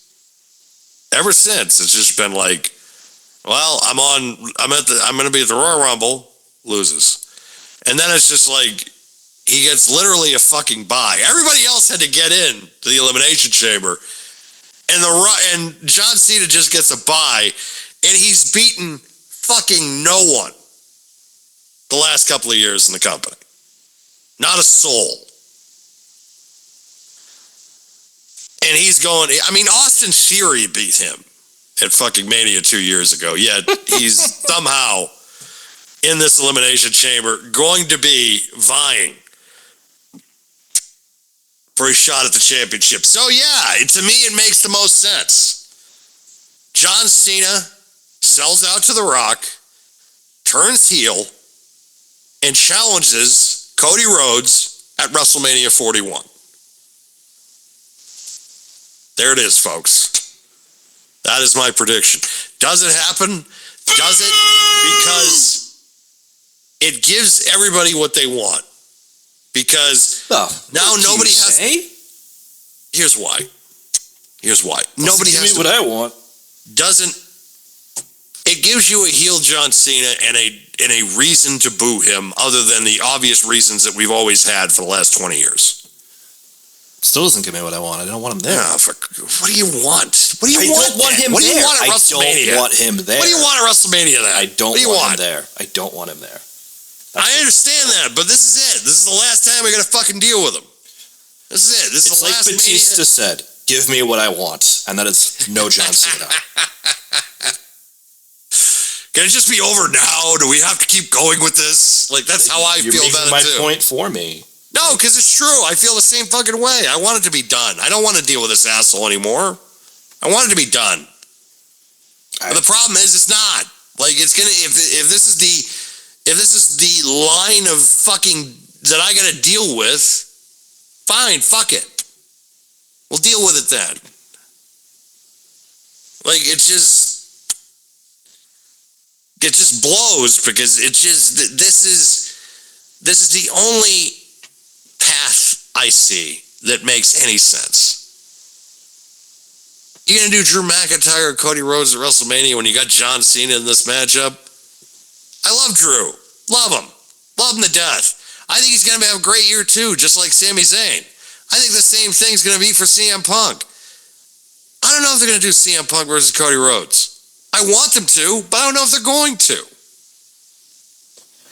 However, I think they've made this incredibly difficult is the problem, because they've had pretty much everybody have a face-off with Cody. I think the only one that hasn't is really Cena. Logan Paul. Well, Cena too, but Logan Paul has fought him before. But then you're right, Cena's the other one. Cena's the only holdout, which, dude, who the hell knows what's going to happen on SmackDown right before this event? Because we were recording this on Thursday, so who knows, right? Maybe those two guys come out and they have a face-off with Cody. But for me, listen, I'll do the same breakdown. I think you're right about Damian Priest. I think Logan Paul, you're right. Plus, they've already done it within the last 12 months. Seth Rollins, you could make the case for because of that promo on Raw, and I don't think anybody would be really wrong for feeling that way at this point. I know somebody else felt that way. Who ran? Right after the promo, and you can make the case for that. I just don't see it happening because it's the same thing, right? Of if Cody doesn't turn, who is the most likely suspect? And I don't think that's CM Punk either, right? CM Punk is not going to be a sellout. He's just not going to do that. You could make the same argument that would be a great match. I agree, but I just don't think this is his year. And then that leaves me with Drew McIntyre and John Cena. And listen, from a storytelling standpoint, I would really like this to be Drew McIntyre. so would I. Because So would I. they have that history. They were both tag champs together years and years ago when they were both in their initial runs. They both had to leave the company. They both came back. And both, when they came back, were bigger stars and became world champions. Drew is a money heel. That is the other reason I want it to be Drew. Drew is a money heel. I'm gonna say it this way. If any of these guys won, except for Logan Paul, I have to be honest, John Cena too. I would not be disappointed. Okay? Even though I think Damian Priest, unfortunately, has the aspect of being a low man on a totem pole here compared to the other stars in this match, I wouldn't hate it. No, I wouldn't hate it, but I just don't see it. Right, me either. That's the thing. But then Seth Rollins, they've done it already. It would be good to revisit it now after last year, I think. CM Punk and him, I think, would put on a 5-star match, honestly. I actually think the same for Drew McIntyre. I think the same for Cena, too. Yeah, he can work against some... He's had some great matches against, like, some tremendous performers. When, Dan? When? The CM Punk match, Money in the Bank, 2011. Yeah, 2011. Several matches against AJ Styles in 2016, 2017. Yep, 2017. And... Will you let me finish? Cody is in a position. You start laughing because you know I'm right. I know. Again, we have discussed this. I do not like the plan. I hate it because again, it's short-sighted booking for the long term to fuck up the long-term plan. I don't like it. I would do Drew McIntyre. I would do CM Punk. I would even do Seth Rollins. However, if you want the most eyes of the fucking product, which is what they want, it's going to be Cena. And also, they feel him putting over Cody Rhodes would have more of an impact for Cody in his next, it would have meaning to it. It would have weight. That kind of vote of confidence. And people also, because let's face it, the championship reign has not been, let's face it, stellar. I think it's been good. I can't. It hasn't been stellar. I can't put it on him either. I can't. I think he's done everything he could. And the fact is that Roman had the same problem. Roman was killing it, but that first year was kind of like, And Cody's dealt with the same thing. This is something, the promo work, I think, by Cena would be fantastic as a heel. I know everybody, there's a good point. I know you loathe it. I know you hate the idea of it, but you also know at the same time, I'm fucking right. You're right that it's going to bring eyes to the product, and you're right that this would help Cody. The problem that I have with this is you're just putting Cody in a situation that he has already been in the last 2 fucking years, where there is zero build to zero feud because Roman Reigns wasn't fucking there. The Rock carried the feud last year for Roman. Let's be realistic about that. Yes, no, that's true. This year, you're asking him to do the exact same thing he's already done for the past 2 years because Cena's not going to fucking be there. He said he was going to be there. He hasn't been. He was there for 2 or 3 shows. One of them was the pay-per-view. And he fucked off out of the country to go film something. Now he's coming back for probably 1 fucking night. Unless he's on SmackDown, like I said, because it's probably going to be in the same area. Fine, whatever. But herein lies my second problem, right? Outside of the fact that Cody's going to have to carry this feud again for the 3rd year in a row for a part-timer, I'd rather heel Cody. It's fair. Cody Rhodes as a heel is phenomenal. And if anybody has not seen his heel work in other promotions, I advise you to go check that out. I completely agree with you. I just don't see them doing it yet, just because of the fact that it's not. See, Roman Reigns, they had to turn heel. They had to do it. Cena, they never had to do it because he was selling merch. Didn't matter. Okay. They didn't need to turn him. So let me ask you a question then, right? Yeah. I don't disagree with you, but here's the follow-up to that statement, right? Who else, aside from maybe Solo, because I can't even call Jacob Fatu a heel anymore at this point. He's getting over on his own, kind of like other stars we've talked about previously. Who else on SmackDown is a heel enough to challenge the biggest babyface in the company? You mean challenging Cody? Yeah. No one. Well, I'm not going to say no one. You could make arguments for a few people, but you have way more face talent on SmackDown than you do heel talent. They're really going to be in a massive problem at WrestleMania too. And I'm telling you now, because if they're going to do Solo versus Jacob Fatu, good fucking luck, guys. Good luck. Because that's going to be the telling moment right there of, oh, fuck. Because it's like everybody's hitched their wagons. It's like Solo's a future world champion. I told you. I told you all. I said Jacob Fatu is going to take the shine off Solo Sikoa. You're going to realize at WrestleMania. Jacob Fatu versus Solo Sikoa is going to be Jey Uso versus Jimmy Uso. Pretty much. That's exactly what it's going to be. Pretty much. And that's the problem you're going to have. And all the people that hitch their wagon to Solo, you hitch your wagon on the wrong horse.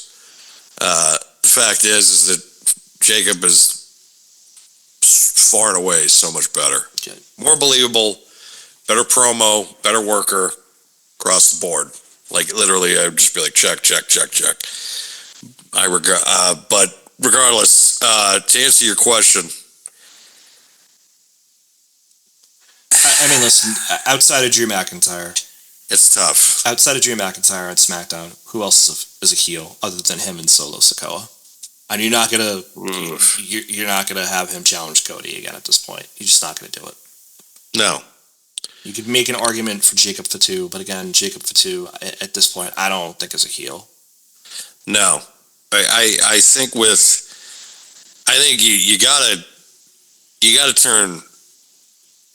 you gotta turn Jacob. If you turn Solo Sikoa to a babyface, you're fucked. You're fucked. Solo has to stay the heel. Jacob, because you can make him a killer babyface for people going to, because he's just such a nice guy. You see all the stuff that he does is like, he's just a nice human being where it's like, I feel like with him, like you can make him a babyface and people are just going to be like, all right, that's believable. Make him like a Braun Strowman. Yep. You know, where it's like he's out there destroying people and then he's out there like posing with kids for pictures and that type of stuff. You can do that with him. But I digress. I got to go back to this with the Cody factor.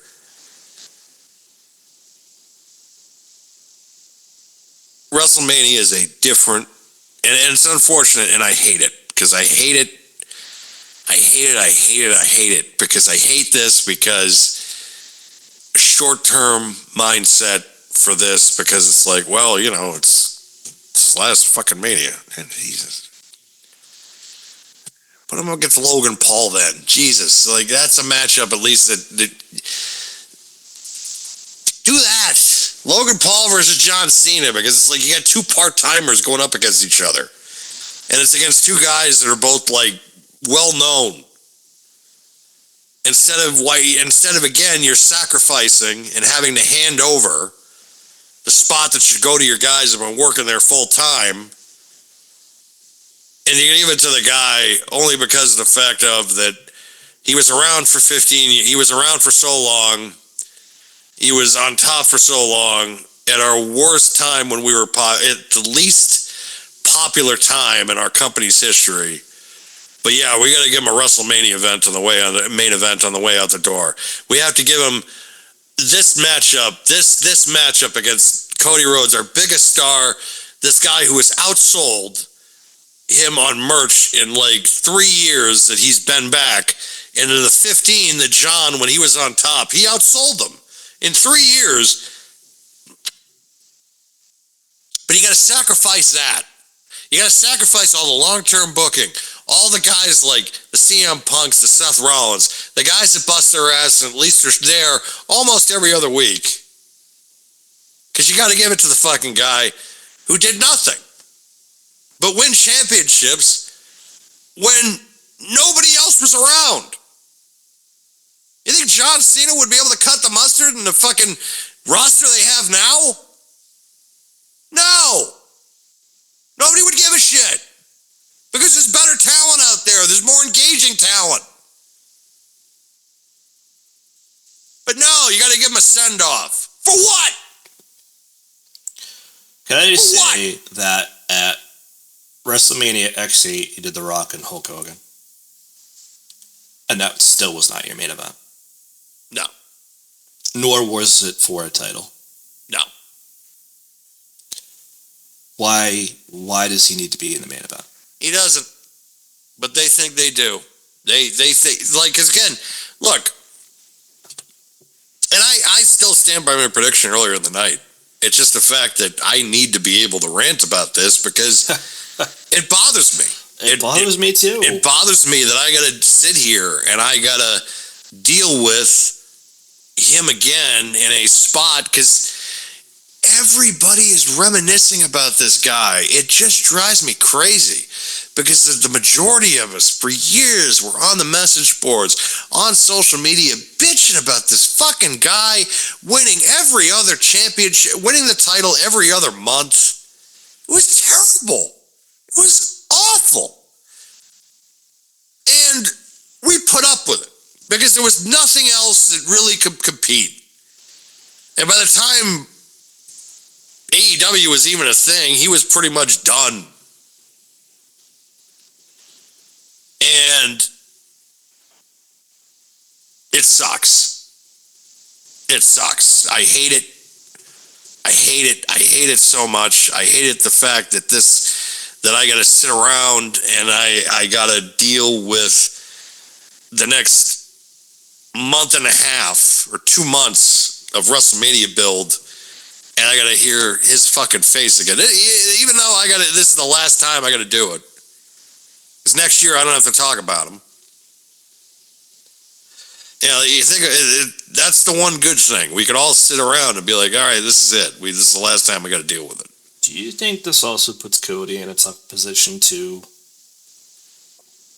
Because I feel like it kind of does. Like, If it's a babyface versus babyface match, it does because it's that sentimental feeling that people have. That's why I'm asking the question, because I just think a lot of people are gonna have it. He's gonna be the sentimental favorite, which again drives me crazy.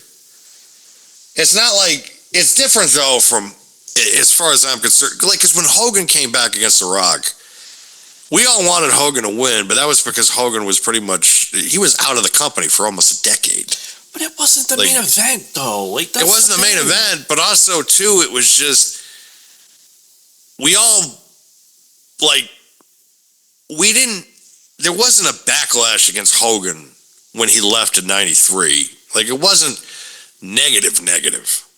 I go back and I look at that King of the Ring match, and it was still pretty goddamn positive, like, for Hogan.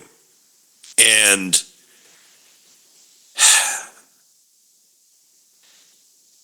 it's just really,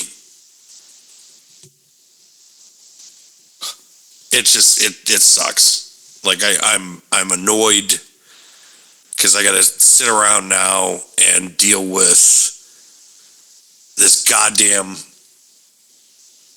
And don't get me wrong, it's like I appreciate the things that he's done, public relations wise. Outside the ring, outside the ring, he's been great. And I also have to give him credit because he kept the company afloat during dark times, especially in '07 after the Benoit tragedy. He could have just handed them the belt and been like, "Fuck this." He could have. He had that power, I think, at that point too, because he was pretty much an indispensable figure for them for so long, and he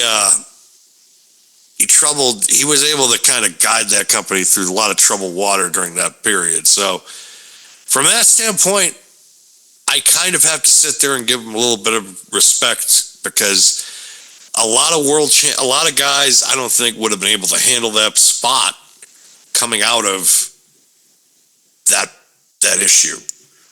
And for that, I got to give him credit. But that's kind of where it is, because I feel like that it's just,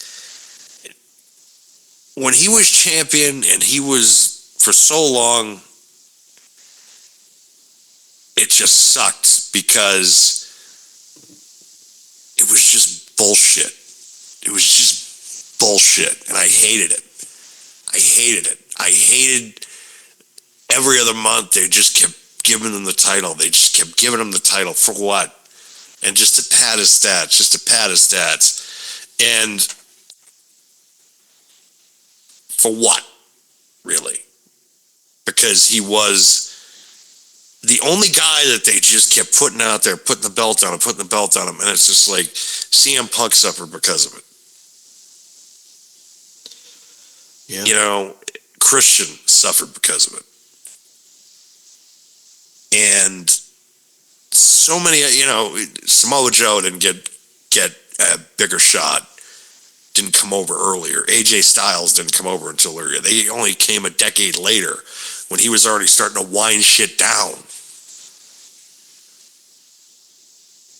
We got gypped because I felt like, and it also just showed Vince's laziness, because he just kept the title on him. And to Stephanie McMahon's credit, they were going to cut him. And then she caught wind of his goddamn rap act and said, well, we can make something out of this. And they did. They did. Would it have been better? Would he have been better with Triple H? And I can look back on it more fondly. Maybe. Maybe because Triple H, if he had the booking that Triple H has had, maybe we can sit there and say, yeah, he wasn't half that bad. But considering that Vince had the pencil, we look at him as a flawed champion. That's the way I look at him. I do not look at him as an all-time great. I look at him as a flawed world champion. And I will say, and I give him his due and respect, especially out of 2007, especially for the fact of what he did as a philanthropist. Fuck that word. Philanthropy. Philanthropy, and also as in public relations, I give him his due as well. But as far as creating stars other than him, he was a detriment. Because they never had, Hogan at least had Savage, right? Savage at least was on his equal footing. Sure. And you look at the 2000s and the Attitude Era, it was Rock and it was Austin. We never got that with Cena. It was never Cena and, it was always Cena. And, maybe it could have been Randy, but Randy was kind of never, it was never Randy Orton and John Cena. It was always just John Cena. I don't want to say that, but I know what you're trying to say about it. So, and don't get me wrong too. It was like that with Roman for a while too, because it was just like Roman Reigns. But now it's Roman Reigns, Cody Rhodes, CM Punk. It's like all these fucking guys that are just making, because the Fanatics numbers are off the chain for a lot of these guys. They have so many guys and girls selling merchandise in the top 10. Like, it's so varied now. It's not just one person. It's LA Knight. It's Roman. It's Cody. It's John Cena. It's CM Punk. Seth Rollins. Drew McIntyre. And it's just, you love it. You love to see it. They were talking about the Mattel numbers for the year. Mattel made had a year, I think they made like $6 billion in revenue or something like that. And right. WWE, of course, is a part of it. It's massive. Like they are on such a damn hot streak right now. And but again, it's like you're giving this guy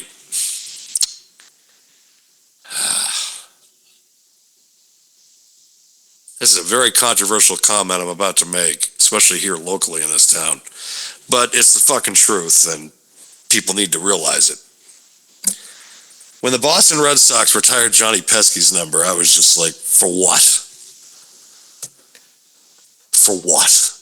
Because it's like, when I think of retired numbers, I think of people that brought championships or won awards or something of that nature.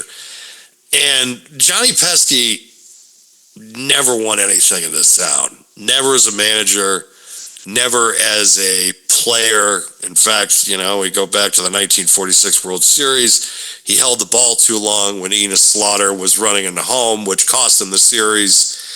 But this town in 2004 is just like, do it for Johnny Pesky.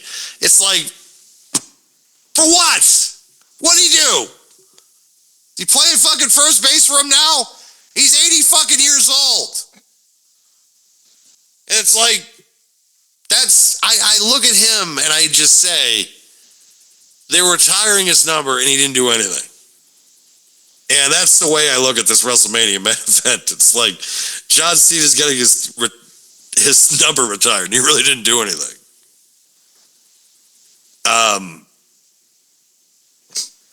Maybe for himself, but he didn't do anything for the... Because it's like...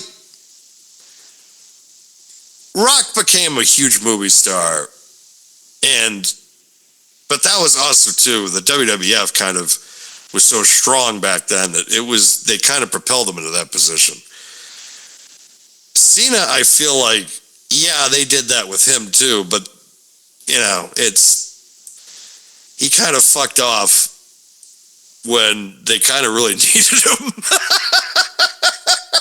I don't know if they really needed him at that point, but It's just that Roman was getting to that point of, okay, all right, but like it's still,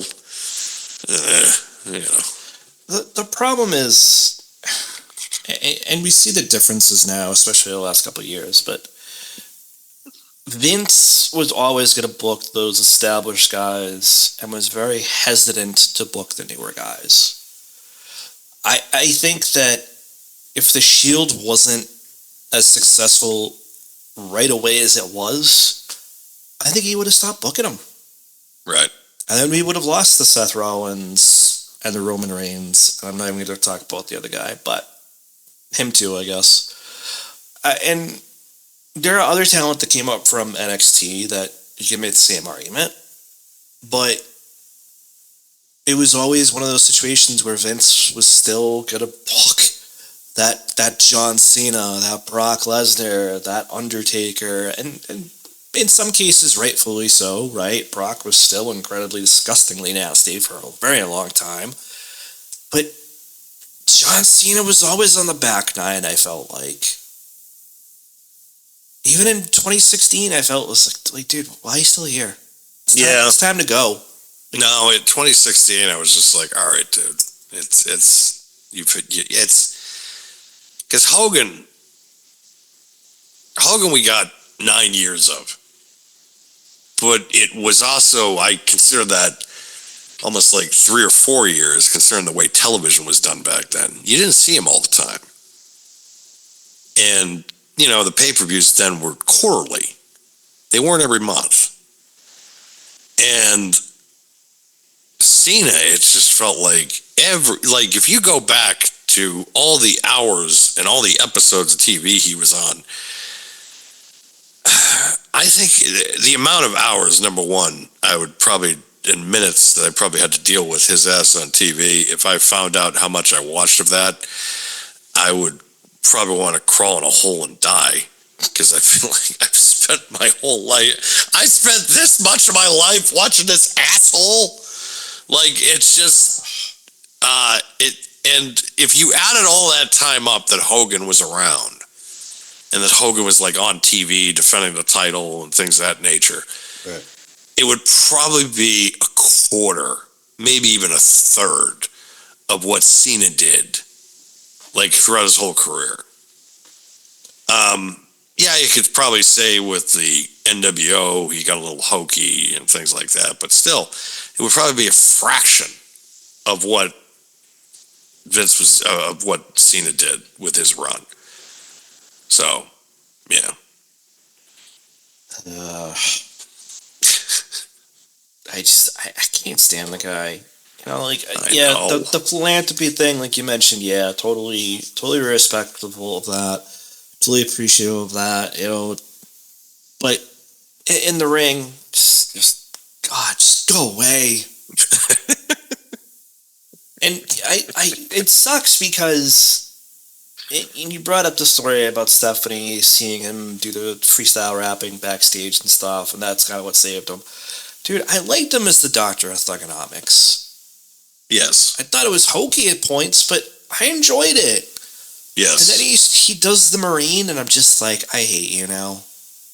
Like, you try to incorporate this character that you played in really what was a B movie, and you made it your wrestling character. And just like, dude, like, come on, man. I could not stand that. And, listen, at first, I tried to go with it as much as I didn't like it. And then after a while, I'm just like, you keep throwing the belt at the guy. You keep forcing him down our throats to try to get him over. And it really just turned me off. And that's why I stopped watching wrestling for so long, because it's like, I don't want to see this guy anymore. Yeah, he just... I was bored with him within a year, maybe even less, because I wasn't for the first little bit when he was the Doctor of Thugonomics, like I said, but once they turned him into the Marine, I was like, yep. Yeah, once they put the strap on him, I was just like, it, because it was... maybe the first I gave him, probably through the Jericho feud, I was just like, okay, all right. And then they put him up against like Kurt Angle, and it's just like, all right, maybe you can drop the title now. You can take this. Have Angle chase. No, he's beating Kurt Angle clean. Yeah. Oh, are you kidding? Yeah, I was like, no. Why are you beating Kurt Angle? Like, what the hell? It's like little things. I'm just like, okay. And then the Edge feud was fun. He did the right thing too with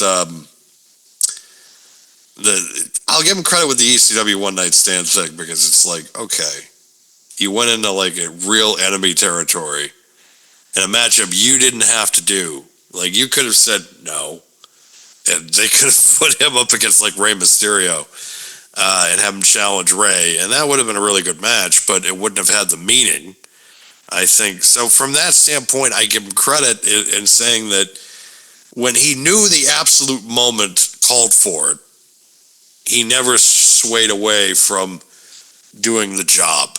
So from that standpoint, I'll give him credit, because he wasn't like other guys that flat out refused. Yes, he should have probably done it against like the Nexus and things like that, but what can you do? Yeah, that. Don't get me started on that. I know. Just. What a. Ooh, rare. There.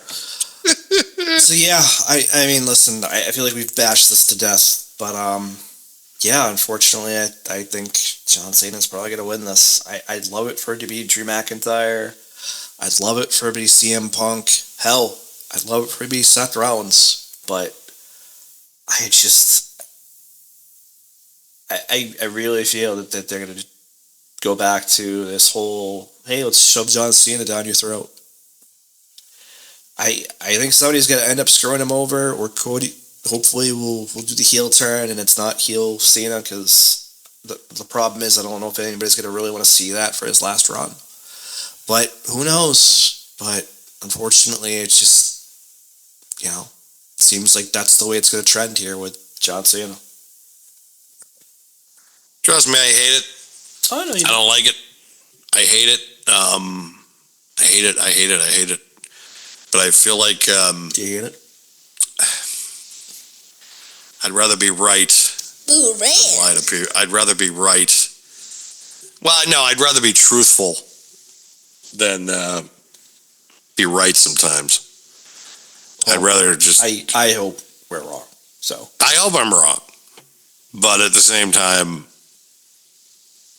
I got to be truthful and say how I feel, and not trying to be like, well, and it just the minute The Rock came out and said, sell your soul to the devil, it's like, okay, well, it's not going to be Cody. It's probably going to be somebody else. It's like, because it's everything, you go back to that presser, what's best for business.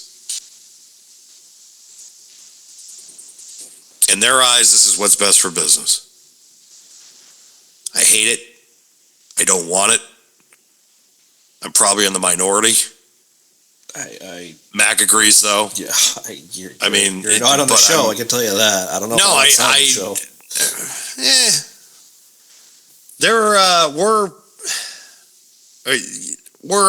We're gonna divulge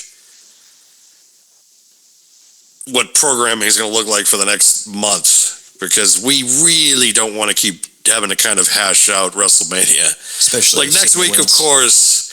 Next week, of course, we're going to give you a review and see how right we are about this show.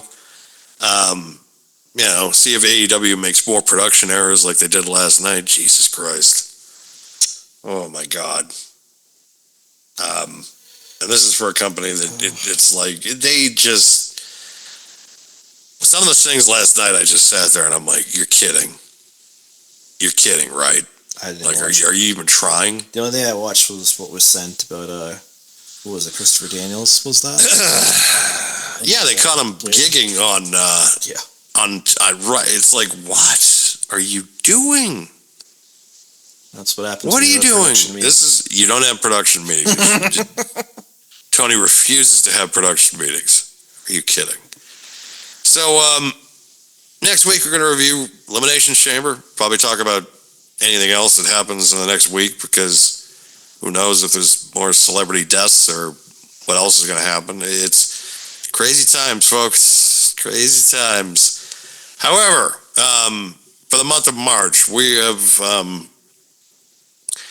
we're going to do an episode of The Scroll where we're actually going to have a member of the PWW writing staff join us. So that'll be interesting. He reached out to me recently. It was just like, I want to be on the show. And then immediately just the light bulb went off and I'm just like, oh, do you? Okay. I don't know. I don't think he knows what he's signing up for. Oh, he does not. I don't know if he's listened to an episode in the past, or he might have. He might have listened to an episode in the past and just thinks, oh, okay. Because he might come in here and be, maybe listen to our views about AEW, which I love a good fight on that. So if he wants to come out of this program, go right ahead. But yeah, we're going to bring him on. I have talked to this person earlier. We're going to bring on one of the hosts of Ringside Rivalries on YouTube, Michelle Mitchell. We talked to her. I was able to talk to her earlier. We've been talking for a little while. We became friends on Facebook because it seems like they just get recommended, because I've come across many kind of crazy people since doing this thing for going on 3 years now. Jesus. And so all of a sudden I'm just like, wait a minute, she's a host of a podcast? Okay. And then, exchanges here and there with texts. I've listened to her shows, so I was just like, she'd be a really good fit. Kind of also the same age bracket as us, so she'll fit right in. She also hosts the podcast with her daughter, which is, to me, insanity, because her daughter's just almost like somewhat older, so you're probably talking late teens, early 20s, and it's a show about like indie wrestling for the most part in the Northwest, in the Midwest. So that's going to be interesting. She's got a good personality, so we'll be able to at least and also give us the lowdown too, and also be able to debate and get other perspectives on if they are going to be rooting for the sentimental favorite going into WrestleMania of John Cena, or are they on the Cody Rhodes bus like we are? So that'll be interesting.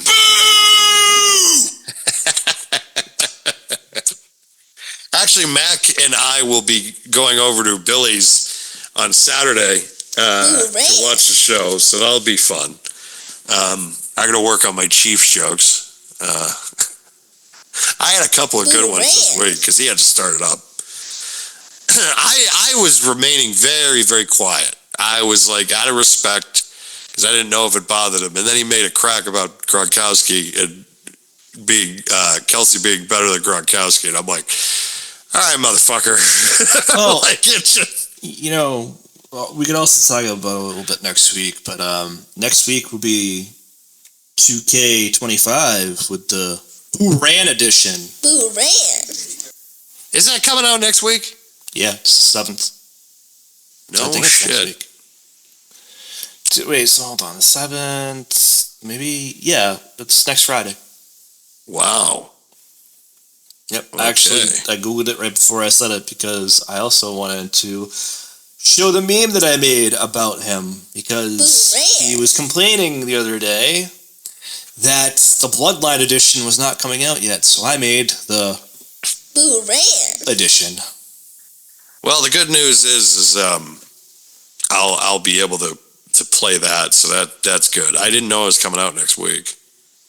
Wow. Yeah, like I said, I couldn't remember exactly when it was, but I did just Google it real quick.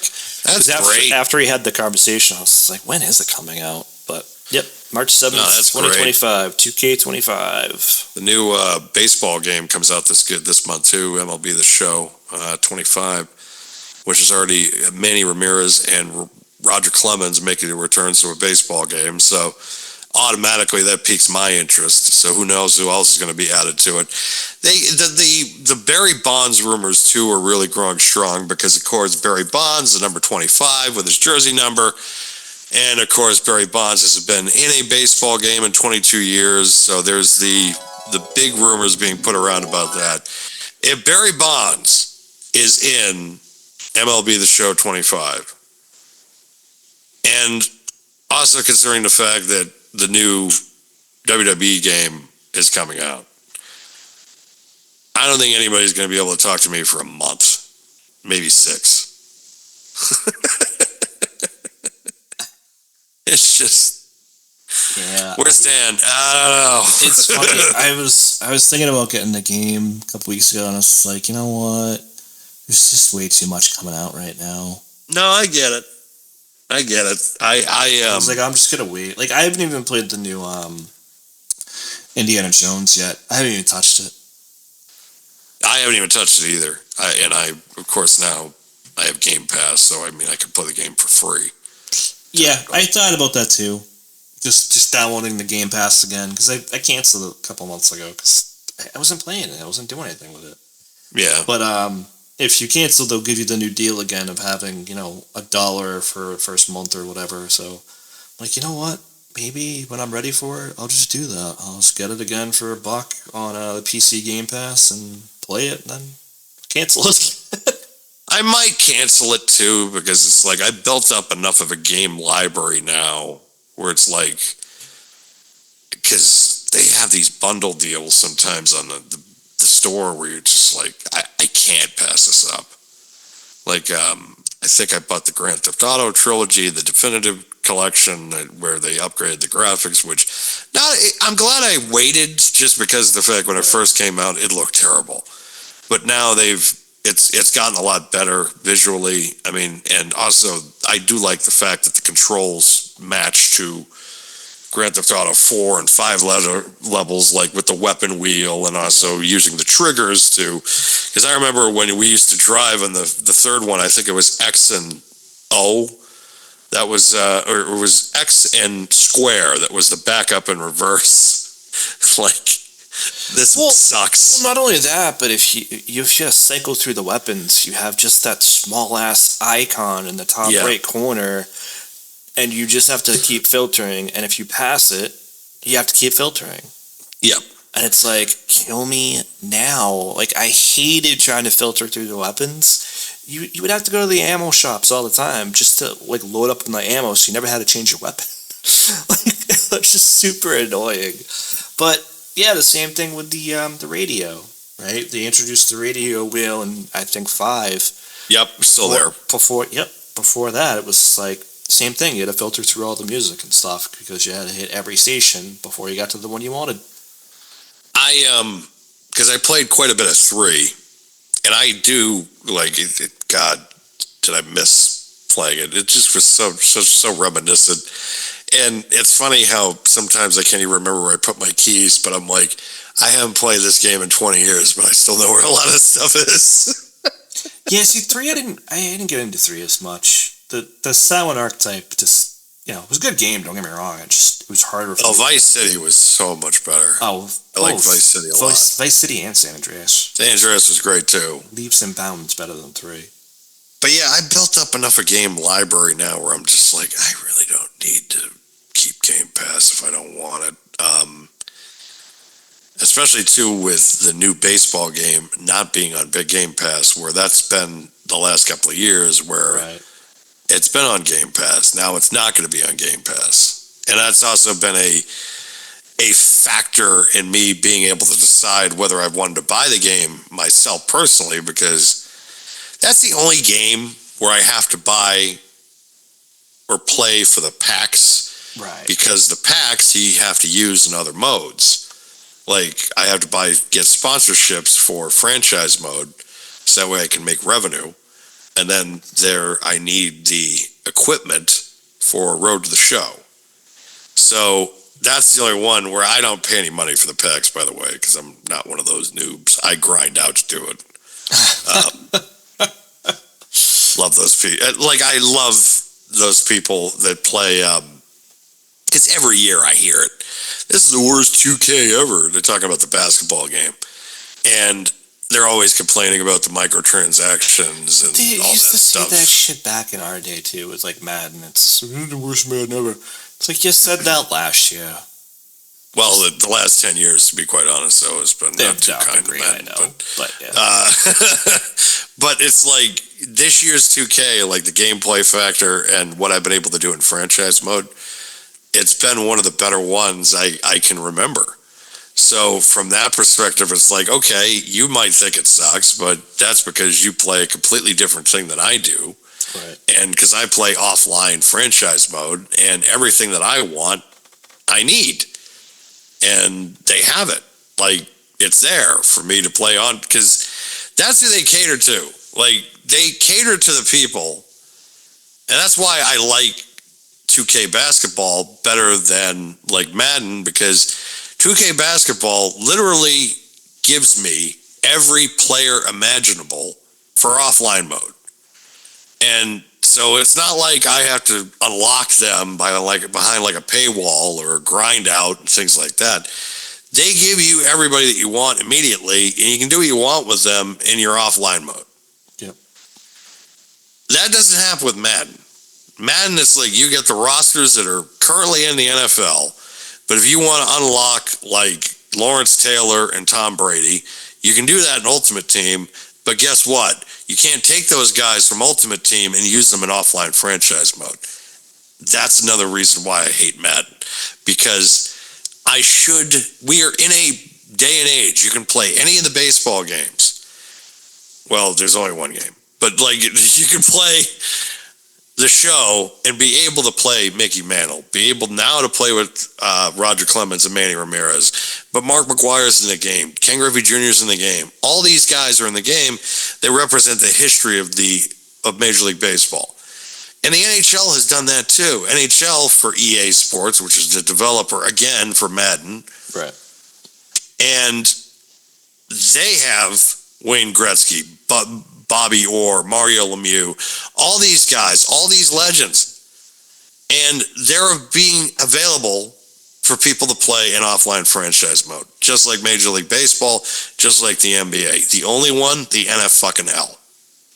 And it's annoying. It is so annoying, because it's like I want to be able to play with the best ever in today's, like, because we have the ability to do it now. Okay, we couldn't do it in 1998. We couldn't do it on the fucking N64. Yep. And we have the technology. Ooh, rare. Even WWE 2K does it. Christ. Yeah. How many versions of Undertaker and Steve Austin and all these other guys do we have? Dude, there's going to be a 1990 Taker in the new one. Jesus Christ. A 1990 Undertaker. There is, and we're talking like so 90 Taker, which is going to be even Brother Love's going to be the manager. I might have Brother Love and Paul Bearer as the managers. I might just be like, just fuck it, just have them both. Who cares? Because you're going to use 90 Taker. You're not going to use today's Taker, because today's Taker, you're like, you're old. I'm like, man, I love you, but you're old. Ooh, rare. Yeah, but I'm getting that next week then. I'm on the fence. I might not. There's another game coming out in March that I haven't got, so I might. And then it also depends how much I spend at Eric's this weekend too. That is very true. That is very true. God. I'm in a tough spot. Yes, you are. But yeah. So Elimination Chamber, 7 Eastern, 4 Pacific. Catch you out on Saturday. We'll be back next week to review the show. And yeah, we got some cool stuff coming up. Speaking of which, because we're going to go visit Eric on Saturday, as I mentioned, that thing that I have to pick up, I have been instructed that I have to present them with it on Sunday and not wait for the party, because they don't want to open gifts at the party. So I was like, okay. Wait, what? Say that again? Because we're going to Eric's, which is the Right. Emporium in Northeastern. There is something waiting at Eric's for someone for their birthday, which is coming up in March. Gotcha. But they do not want there to open gifts at the party, which I respect because I don't open gifts really at parties either. Yeah, me either. I get it. So she's just like, can I have it on Sunday when you come home? And I'm like, okay. Yeah, whatever works. I'm like, all right, honey. So, yeah, she'll be getting that, which I am thrilled about. It might. I don't know. It might be zero. Might be 0 gifts. Maybe. I have no idea what I'm going to be like walking into on Saturday. I have no idea what he's going to have on Saturday. Like, which is a good thing because I like spending money there, but I also at the same time, I might have something to trade in actually that I know he'll take this time. Yeah, that is true. That was true. That was If we walk in with a box of 3 things, I don't take any of these. Damn it, Eric! Any of that shit, sorry. I wasn't even mad. No, I was just like, I get it, because I understand how this game works, folks. So Pretty much. All right, man. You got anything else for closing thoughts? I do not. All right. I think that's it for us then. Like I said, we'll be back next week to review Elimination Chamber, which is airing this Saturday, 7 Eastern, 4 Pacific. And then, like we said, we got other stuff coming up the rest of the couple of weeks until we get to WrestleMania. But until then, check us out on Spotify, on Apple Podcasts, and here on YouTube as part of the Diamond Podcasting Productions channel. I also found out that we are now on Odyssey as well. I did not know that. No, we are on Odyssey. We're So the same app where you can listen to like K-Rock and WEEI, you can now listen to Pro Wrestling World Talks. Yay! Yay, we're expanding. All right. Bye, everybody. We'll see you next week. Bye!